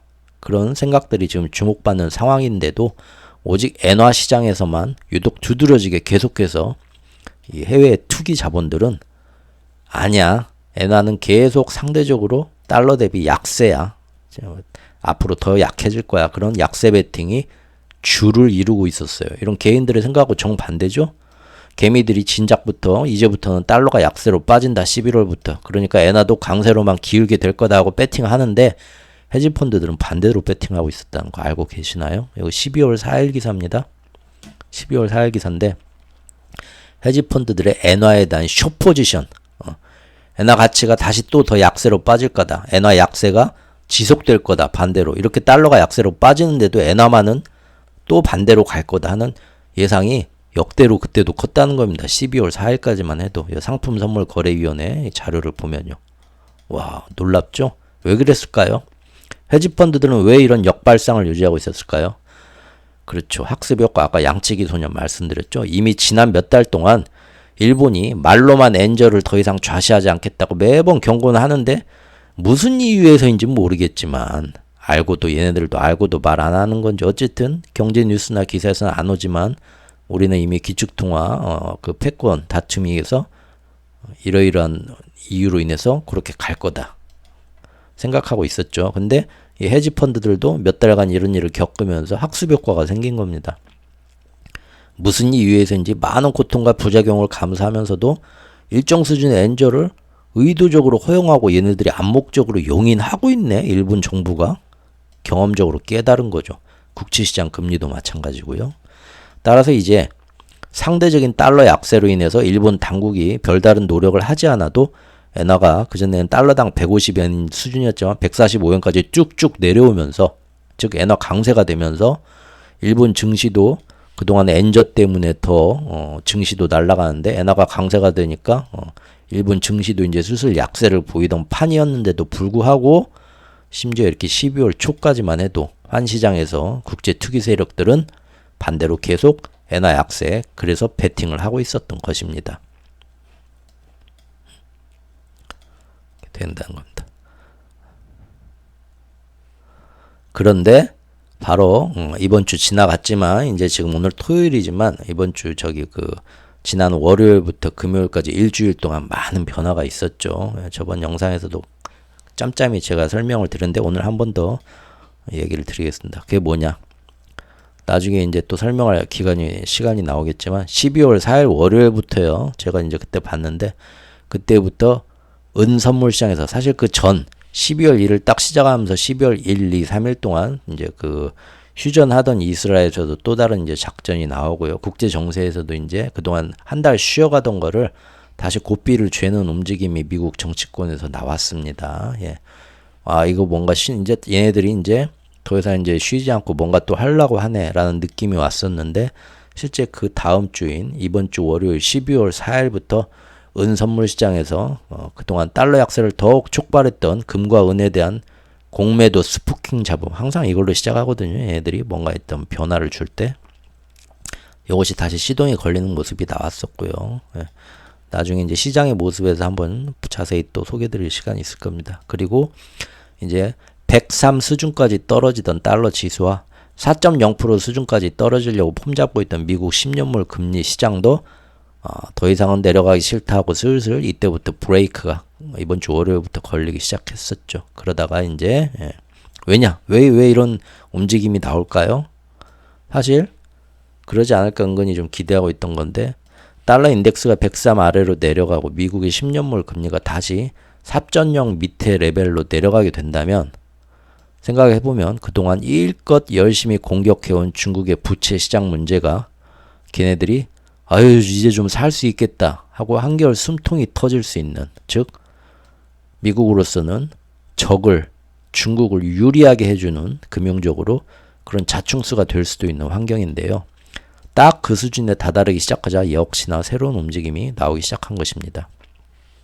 그리고 재밌는 건 월요일부터 이런 움직임이 나오네 했는데 바로 목요일, 금요일 이번 주 그저께랑 어제 바로 이어서 일본 중앙은행에서도 마침 또 위에다가 나와서 부창부수라 이에 동조하는 새로운 모습이 또 나온 겁니다. 그래서 이렇게 뭐 큰 변화가 일어났던 거죠. 이틀 동안. 바로 어떤 일이냐. 지금부터 살펴보겠습니다. 다들 오히려 요거 듣고 싶어하는 분들이 많을 텐데 바로 일본 중앙은행의 부총재가 또 나와가지고 이르면 내년 상반기부터 일본이 다시 금리를 올리기 시작할 수도 있다라는 뉴스를 흘린 겁니다. 이 뉴스를 지금 기사들 제가 보니까 좀 뭐 막 갖다 이어 붙이기 하면서 좀 오보들도 많더라고요. 근데 정확하게 제가 한번 짚어드릴게요. 뭐 우에다 총재가 뭐 내년부터 뭐 출구 전략 할 거다 그런 얘기를 직접 한 것처럼들 얘기를 하는데 절대 그러진 않았습니다. 누가 그 얘기를 했냐면요. 부총재가 했어요. 자, 여기 보시면 지금까지 쭉 말씀드린 것처럼 이제 일본 내부에서도 더 이상 이렇게 금융 완화 이거를 고집하기는 좀 힘들다. 경제가 이렇게 변하고 있다. 이런 압박들이 쌓여가던 시점이었는데요. 7일 날 니혼 게이자이 신문, 게이 신문이 아니고 니케이 신문이죠. 이거 이제 친숙하시죠? 제가 뭔가 중요한 정책 변화가 있을 때 그 월스트리트의 닉 티미라우스 기자처럼 일본 중앙은행의 어떤 대변인 뿌락치처럼 중요한 정보를 흘리는 역할을 담당하는 신문이죠. 이 신문에서 또 이제 중요한 얘기가 나오니까 사람들이 귀를 기울이겠죠. 그게 뭐냐? BOJ 부총재가 나와가지고 우리가 금융 정상화를 단행했을 때 경제에 미치는 악영향은 비교적 적으니까 정상화해도 되겠다. 상황을 잘 살펴서 출구 타이밍과 추진 방식을 적절히 판단하겠다. 이런 얘기를 또 했다는 겁니다. 근데 뭐 이런 얘기는 아까도 얘기한 것처럼 단아까 손아까 나와서 매번 하는 얘기니까 에이 또 뭐 양치기 소년 나왔네 할 수도 있잖아요. 근데 이날은 좀 달랐다. 뭐가 달랐냐? 정책 전환이 지금 마침 활발하게 거론되고 있는 이 시점에서 BOJ 부총재가 나와가지고 예전과 달리 경제에 미치는 영향을 구체적으로 밝힌 것은 이례적이라고 평가했다. 이런 움직임들에 대해서 시장은 정책 전환을 위한 BOJ의 정지 작업으로 해석하고 있다. 미리 물밑 작업, 밑밥을 뿌린다. 실제 진짜로 뭔가를 하려고 이번에는 그러면서 이렇게 가면 내년 상반기에는 출구 전략 하는 거 아닌가? 그런 얘기가 또 슬금슬금 나왔다는 게 아니라 니온 게이자 신문, 니케이 신문이 또 이런 식으로 분위기를 잡았다. 했다는 거죠. 그런데 당일날 바로 또 우에다 총재는 나와서 부총재가 이런 말을 했는데 사실입니까? 하는데 또 전혀 반대 얘기를 합니다. 우에다 총재는 질문에서 뭐라고 하냐면 앞으로 연말과 내년 초에 훨씬 더 어려운 상황이 올 거다. 이거는 뭐 이렇게 해석해도 저렇게 해서 그게 뭔 뜻입니까? 도대체 했는데 뭐라고 하냐. 인플레이션이 아직 지속적으로 목표에 도달할지 여부를 판단하는 거 자기가 볼 때는 설득력 있는 징후가 없다. 계속 완화 정책 하겠다. 또 정반대 얘기를 한 겁니다. 그러면 다들 에이 그러면 그렇지. 보통 한 놈은 또 이 얘기했다. 또 다른 놈은 저 얘기했다가 뭐 들으나 마나한 얘기 또 했구만 라고 생각할 수도 있겠죠. 그런데 이날 우에다 총재도 뒤에다 사족을 하나 더 붙입니다. 그게 뭐냐? 야 그런데 인플레이션이 내가 볼 때는 지속적인 어떤 그 확신을 정말로 어떤 인플레이션이 꾸준히 유지되는데 그런 확신을 나는 못 준다고 생각하는데 이거 내년에 임금 전망에 따라서는 좀 달라지겠다. 이런 얘기를 붙였다. 이게 뭔 얘기냐면요. 일본에서는 해마다 우리나라 뭐 최저시급 정하듯이 임금 투쟁을 하죠. 그 봄에 일어난다 해서 춘투라고 하죠. 그래서 국가에서 이제 정책적으로 우리나라 전체 뭐 노동자나 이런 애들의 임금을 어느 정도 수준으로 올려야겠다고 말을 한다는 겁니다. 그런데 내년 봄에도 그런 정책이 이제 나올 텐데 정부에서 일본 국민들의 임금을 만약에 어느 수준으로 올려주겠다 하면 지금 상황에서 사람들이 받는 돈이 더 많아지면 그 돈으로 충분히 물가가 높아도 더 소비를 할 여력이 생기잖아요.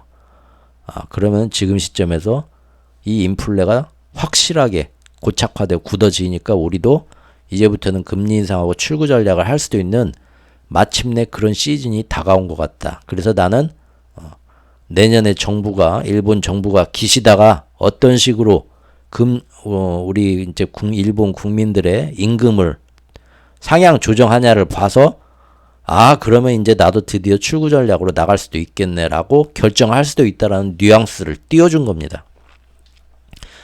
매번 그랬듯이 시장에서 과한 쏠림 현상이 나타나서 곤란해지지 않도록 서로가 이렇게 총재와 부총재가 다른 얘기를 엇갈리게 한 건데요. 이번에는 예전과 좀 다른 점들이 있었던 거죠. 즉 일단 부총재 연사에서 예전과 달리 상당히 구체적인 자료들을 첨부해가면서 좀 더 그럴듯하게 진짜인 것 같은 야 이번엔 진짜야 라는 그런 암시를 좀 강하게 주었고요.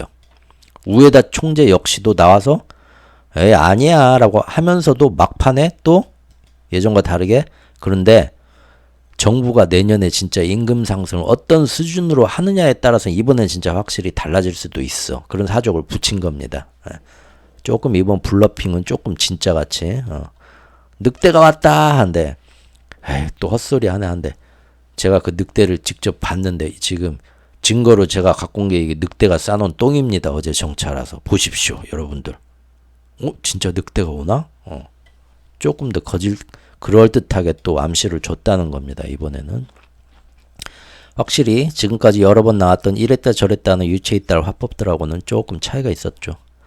항상 양치기 소년에 속아와가지고 최근에는 뭐 이런 언사들 나와도 일일이 반응도 보이지도 않았고 시장에서 별다른 감흥도 안 느꼈었는데 이번에는 그래서 이거 봐라 수근수근 조금씩 환기가 됐습니다. 그리고 더 중요한 건 뭐냐. 그날 이렇게 얘기를 하고 바로 그날 마침 기시다 총리와 일본 중앙은행 총재의 회동 자리가 있었어요. 정례 한 번씩 정기적으로 모이는 정례 회동 자리였는데 이 말 딱 흘리고 바로 정례 회의 자리로 갔다는 거죠. 그리고 가가지고 회동 끝나고 나서 무슨 얘기들을 하셨습니까? 하고 기자들이 또 마이크 들이면서 질문하니까 우에다 총재가 역시나 이 부분을 한 번 더 언론에 강조하면서 확실히 이때부터 시장에 파장이 일으킨 겁니다. 뭐라고 했냐면 내가 지금 기시다 총리하고 딱 만나서 내년 임금 상승 전망에 대해 논의했다라고 딱 밝힌 겁니다. 대놓고. 그러니까 지금 딱 이 흐름을 보니까 이거 지금 정치인하고 만나서 직접 진짜 내년도에 뭐 금리 인상 어느 정도로 뭐 하실 거죠? 아니 임금 인상 어느 정도로 하실 거죠? 그럼 나도 금리 인상 이 정도로 할게요. 지금 벌써 구체적으로 막 물밑 작업이 들어갔나 보네. 그런 생각을 딱 일으키는 거죠. 그래서 아까 차트에서 본 것처럼 이 목요일부터 어제까지 금요일까지 이틀 동안 시장이 크게 출렁이면서 엔화가 엄청나게 강세로 빠진 겁니다. 맞죠? 예. 보시면 엔화가 11월 한 달 동안 달러가 약세로 빠지고 어떤 미국의 국채금리도 안정되니까 엔화도 저절로 힘이 술술술 빠지면서 힘이 빠지지만 이제 우리 입장에서 보는 엔화가 강세로 돌아서는 거죠. 살살살 일정한 기후가 됐는데 아까 얘기한 것처럼 목요일 금요일에 이번엔 진짜야 하면서 뭐 쇼를 보여주니까 야 드디어 이제 엔화가 강세로 가나보다고 이제 출렁했다는 겁니다. 예. 일본 10년물 금리를 봐도요. 조금 이렇게 미국 국채 10년물 금리가 내려오면서 일본 10년물 금리도 1.0까지 딱 거의 그 밑에까지 가다가 살살살 다시 떨어지면서 0.75 밑으로까지 한번 걸렸다가 쭉 내려갔죠. 그런데 어제부터 그런 일이 생기니까 야 일본이 어떤 정책 변화를 앞으로 주고 드디어 출구 전략? 그럼 다시 드디어 일본이 긴축? 내려가던 일본의 10년물 국채금리가 빵 장대 양봉으로 뜨면서 0.75까지 한 번에 닿더니 이 경계선을 그 다음날 금요일 날은 0.75 위로 볼랑 뛰어 올라 버렸습니다. 맞죠? 야. 자, 결과적으로 어떤 일이 생겼나요? 근데 그거 하나는 제가 말씀드릴게요. 왜 이렇게 너무 크게 떴죠? 아무리 그런다 해도 아까 일본 그 엔화를 봐도 너무 크게 떨어졌죠? 이것도요. 어떤 그 청산매매 쇼 커버링 같은 그런 효과가 나온 겁니다. 왜냐하면 아까 제가 설명드렸죠. 12월 4일까지만 해도 헤지펀드들이 일본 엔화의 약세에 쇼배팅을 하고 있었다고. 네? 다시 엔화와 달러의 비교인데요. 이렇게 우리는 내려간다 11월을 하고 있었지만 헤지펀드들은 이제는 안 속아 이랬다가 다시 또 환율시장에서 신경 안 쓰고 냅둬서 다시 150엔 근처로 붕 뜨게 만들 거야. 그런 쇼배팅들을 하고 있었다니까요. 그런데 갑자기 이번엔 진짜 늑대가 나타났다 하면서 난리를 치니까 허겁지겁 여기서 쇼커버링이 들어온 겁니다. 정산매매, 청산매매. 그래가지고 이게 사실 훨씬 더 많이 흔들렸다는 거죠. 여기 직접 보십시오. 여기 꼬리 보세요. 여기서 떨어지는데 여기까지 떨어졌다가 이만큼 올랐죠. 이게 뭡니까? 다 시장에 그런 콜옵션, 숏옵션 거기에서 쇼커버링으로 굉장히 크게 반응했다는 겁니다. 이거를 지금 혹시나 이 시장에 어떤 투자하시거나 관심을 가지는 분들은 그거를 알고 계셔야겠다는 거죠. 감안을 해야겠죠. 그래서 한 번에 이런 큰 흐름이 앞으로도 계속 뚝뚝 떨어질지 아니면 일단 하루는 너무 어떤 급작스러운 변화의 움직임으로 청산매매가 이루어지면서 크게 흔들린 건지 좀 신중하게 봐야겠죠. 이제 봤고요. 이제 뭐 여기에 관한 뭐 어떤 평가나 이런 거는 뭐 다른 사람들의 뭐 경제 기사나 뭐 이런 거 보시면 되는데 이제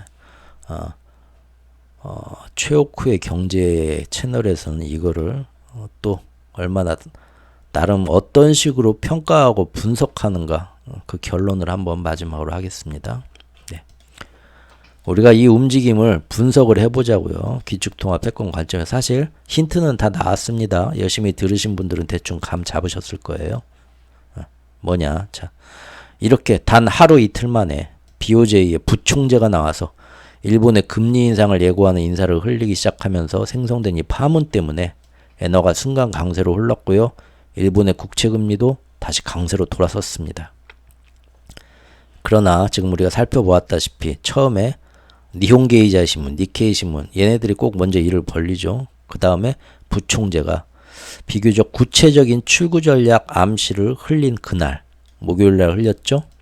우에다 총재는 오히려 반대로 동시에 완화정책 고수를 뭔 소리냐 계속 완화정책 유지할 거다 하는 엇갈리는 언사를 그날 하긴 했습니다. 여기까지는 뭐 지금 우리가 살펴본 지난 세월의 방식과 똑같았죠. 단아까 순아까 나오고 하던 그래서 시장이 이번에도 뭐 허세겠지 하고 알쏭달쏭 해가고 있었는데 우에다가 뒤에 사족을 붙이죠. 그러면서 임금 상승률과 물가 상승률이 서로 이렇게 주도적으로 서로 자극을 줘서 인플레가 고착화되는 그런 선도적 관계가 지속적인 물가 상승률을 이루기 위해서 나는 중요한 점이라고 생각을 하는데 근데 내년 상반기에 우리 기시다 총리가 뭘 좀 할 것 같아. 그래서 일본의 춘투가 내년에 어떤 식으로 조정되느냐에 따라서 자신들의 출구 전략도 나도 그때 가서 뭔가 한번 뭔가 결심을 하겠다. 헤어질 결심을 하든 뭐든 그런 뉘앙스의 말을 흘렸다는 겁니다. 쉽게 말해서 내년도에 일본 정부에서 임금 협상에서 임금을 높게 조정되도록 영향을 끼친다면 정책을 결정을 내린다면 그것이 이제 충분히 경제를 순환시켜서 사람들이 더 많은 임금을 받게 되니까 물가도 올리게 될 테니까 그러면 자신들도 슬슬 이제는 이제 정말 긴축으로 돌아설 때가 왔네 하면서 출구 전략을 따라서 취할 거라는 암시이자 사실은 금리 인상의 어떤 결정권을 자기가 아닌 내년 상반기 기시다 총리의 정책 결정으로 떠넘긴 셈이죠. 그리고 그렇게 얘기하고 그날 바로 이어서 총리님 이제 어디 가십니까? 나 지금 총재님 하니까 나 오늘 저기 기시다 총리랑 약속이 있다니까요. 하고 간 거예요. 정례 회의장으로. 그래서 혹시 그러면 기시다 총리하고 만나갖고 그 얘기 하시려고 하는 겁니까?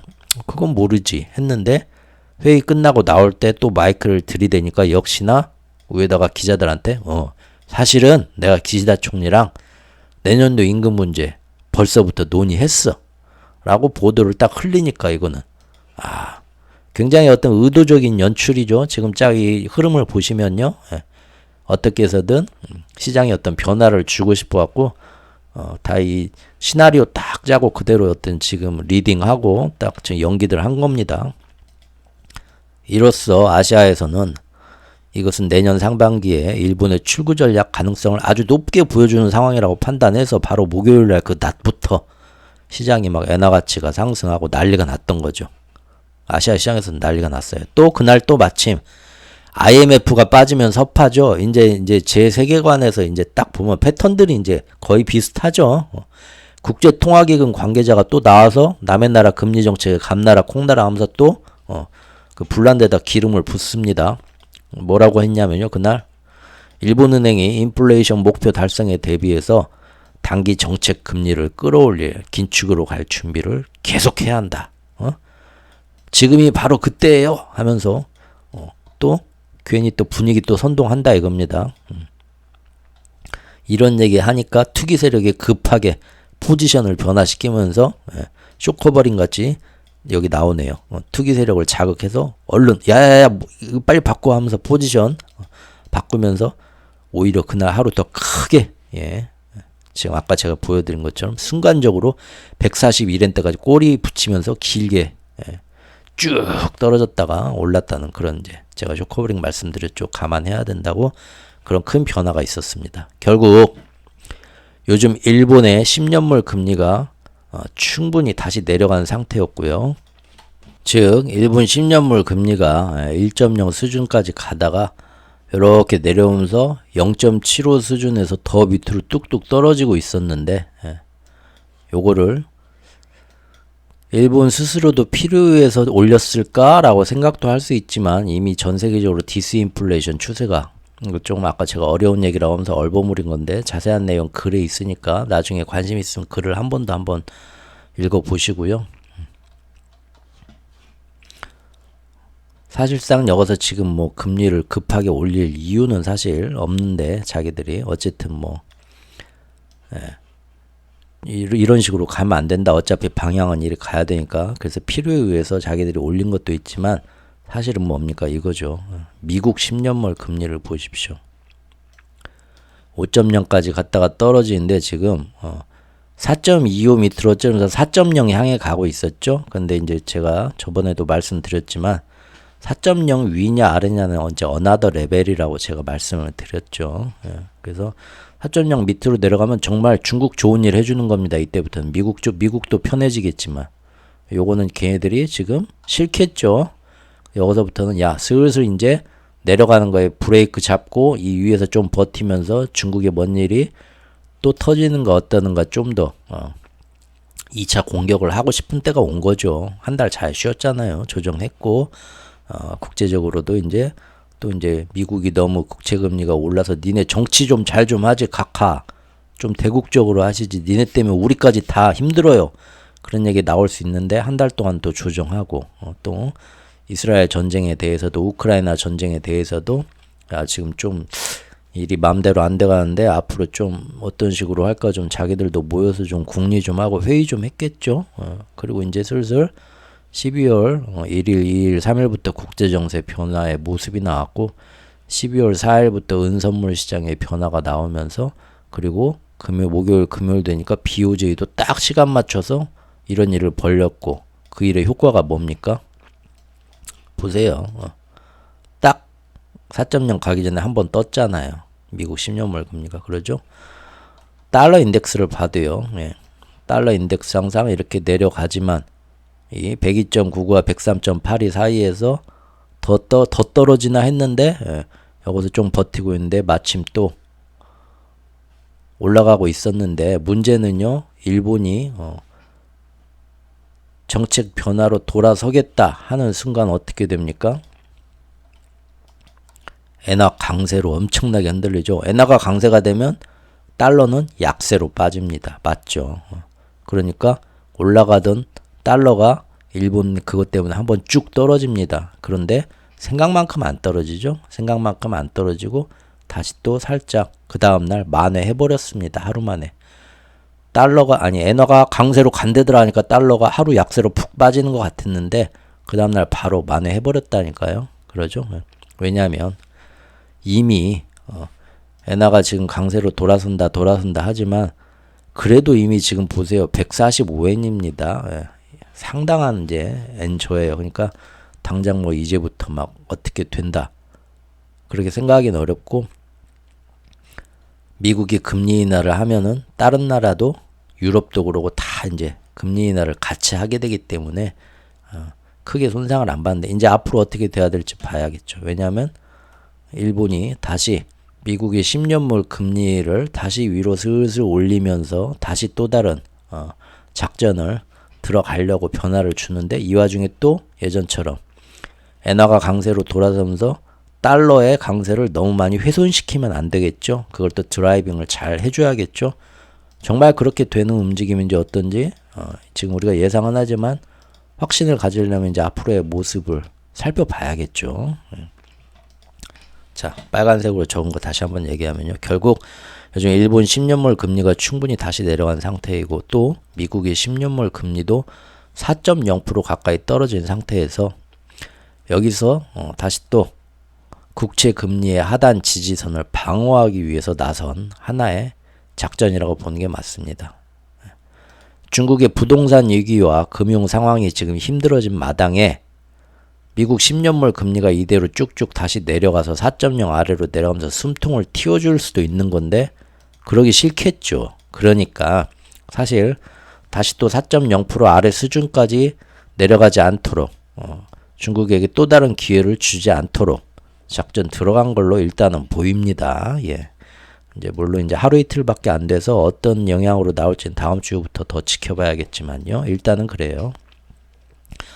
즉 앞으로 이제 일본이 정말로 조만간 내년 상반기에 아니면 금년 하반기에 갑자기 작년에 구로다 총재가 그랬던 것처럼 예고도 없이 갑자기 그냥 12월에 뭔가 또 엄청난 폭탄을 빵 터뜨릴지 그건 어떻게 될지 모릅니다. 정말로 이제 양이 안 찬다. 한 번 더 저기 시장에 파란을 일으켜서 중국 애들한테 또 이제 콤비네이션 한번 먹이고 싶다 하면 갑자기 또 뭐 깜짝 뭐가 나올 수도 있겠죠. 12월에.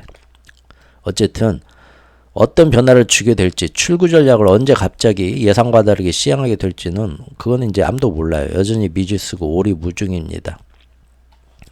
그런데 지난 한 달간 정확히 11월 한 달 동안 급격한 미국채 금리의 하락으로 이 사람들 모두가 두려워하던 그 당시 그 이제 제가 말을 잘못 썼네요. 예. 그런데 11월에는 보니까 지난 석 달간 8, 90 석 달간 이어지던 미국채 금리의 고공행진이 갑작스럽게 꺾이고 갑작스럽게 하락하면서 그동안 석 달 동안 사람들 모두가 두려워했던 바로 일본 중앙은행의 정책 변화 가능성 또 그것으로 인해서 엔캐리가 자극되는 거 더불어서 미국 채권금리까지 자극돼 가지고 계속 미국 국채금리 장기채금리가 높아지겠다 하는 효과도 그렇게 무서워했었지만 지난 11월 한 달 동안 세상이 갑자기 변하면서 역으로 확 변하면서 이제 그런 공포심을 다 잊어버리고 사람들이 그런 걸 다 잊어먹고 있었죠. 그랬는데 바로 이제 목요일 금요일에 BOJ 일본 중앙은행과 또 IMF까지 갑자기 나서가지고 슬슬 또 시장에 야 큰일 난대더라 또 하고 경계심과 공포를 심어주기 시작한 것입니다. 이처럼 바로 미국채 금리가 하단의 중요한 지지선인 4.0% 아래로 꺾이는 걸 막기 위해서 일본의 BOJ에서 또 한 번 금리 인상을 암시하는 쇼를 보여준 것인데요. 재미있는 것은 시장의 반응입니다. 그날 목요일날 낮에 아시아 시장에서는 이거 큰일이다 크게 평가하면서 크게 막 출렁이면서 과도하게 반응했는데 의외로 그날 밤 뉴욕 시장에서는요. 거기에 대한 아무런 영향이 없었습니다. 12월 초까지만 해도 한 시장에서는 여전히 엔화 약세에 베팅하고 있던 헤지펀드들의 동향을 돌이켜보면 우리가 알 수가 있죠. 사실 우리 아시아 쪽 투자자들하고 마음이 다르죠. 얘네가 미국의 투자자들은 이번에 우에다가 기시다하고 회동해서 뭐 이런 발언까지 했다 하는데도 그래? 대단하네 하면서도 일종의 믿을 수 없는 블러핑으로 근데 뚜껑 끝까지 열어봐야 돼. 얘네들 한두 번 그런 게 아니라서 하면서 별로 안 놀래고 평가절하하는 모습이 사실 미국 뉴욕 시장에서는 컸죠. 사실 이제 그것 때문에 더 쇼커버링이 일어나는 효과도 있지만요. 또 무엇보다도 이미 뉴욕 시장은요. 왜 그렇게 별 감흥이 없었냐. 연착륙의 낙관적 사상과 산타랠리 기대감이 이미 시장 전체를 다 지배했습니다. 미국에서는 미국 시장은. 그래서 지난 10월까지 시장을 엄청나게 억눌러 왔었던 즉 일본 중앙은행의 금리에 대한 정책 변화 거기에 대한 경계심과 공포감 일본 카미카제의 태풍 효과가 싹 사라져버린 거예요. 한 달 만에. 그러면서 이제는 연착륙과 골디락스 희망 때문에 시장은 굉장히 배짱이 커졌죠. 야, 또 일본이 또 이런 식으로 간대더라. 그러면 또 저기 국채금리가 자극 받아갖고 또 막 다시 또 장기채금리가 높아지는 거 아니야? 야, 이제 그런 시대는 다 끝났어. 지금 연착륙이고 골디락스라니까 달러는 약세에 빠지고 장기채 금리는 이제 계속 더 안정된다니까 뭔 헛소리야. 채권 주식 다 날라간다니까. 지금 이미 미국은 지금 어제까지 이미 그런 분위기죠. 축제 분위기죠. 그래서 이랬대요 하고 아시아 시장에서는 술렁술렁 하는데 미국에서는 됐어. 이미 그런 시대는 끝났어. 별거 없어. 얕잡아 보고 있다는 거죠. 자, 이제 어떻게 될지는 다음 주에 봐야죠. 정말로 무시하게 될지 어떨지는. 분명한 거는 이번 주에 변화는 이렇게 시작이 되었다는 겁니다. 처음 주 초에 은과 금 시장의 가격 조정이 일어났었고요. 그리고 이제 달러 인덱스와 미국 10년물 금리가 우리가 나름 설정해둔 하방 지지선까지 내려간 후에 다시 이제 머리를 쳐들기 시작했고요. 일본 중앙은행도 거기에 딱 때맞춰서 다시 한번 다 흩어져서 태풍 옆으로 다 끝났대더라 해도 죽어가던 태풍 구름을 다시 또 슬슬 모으기 시작한 겁니다. 그런데 이제 미국 시장을 관점으로 보면 이미 건방져질 대로 건방져 가지고 아무도 반응을 안 하고 코웃음 치고 있는 거예요. 자, 과연 앞으로는 어떨까요? 예, 오늘 좀 길어졌네요. 한밤중에 제가 영상을 찍는데 굉장히 좀 나이브해진 것 같습니다. 일부러 1시간 안에 끝내려고 요새 뭐 헛소리도 안 하고 빨리빨리 끝내는데 오늘 좀 헛소리 했더니 또 바로 또 이렇게 길어졌네요. 예. 그래도 항상 제 글을 찾고 들어주시는 분들 너무 감사드리고요. 행복한 12월 되시기 바랍니다. 날도 따뜻해지니까 또 이제 또 한 번씩 밖에 나가서 바람도 쐬시고요. 이제 뭐 이상기후고 좀 암울하긴 하지만 인생은 또 그렇게 life goes on이고요. 포이즌 노래가 있는데요. life goes on. 그렇게 또 흘러가는 게 인생이고 또 즐길 건 즐기고 우린 나름 또 그렇게 살아야죠. 예. 행복한 밤, 아름다운 꿈 꾸시기 바랍니다. 감사합니다.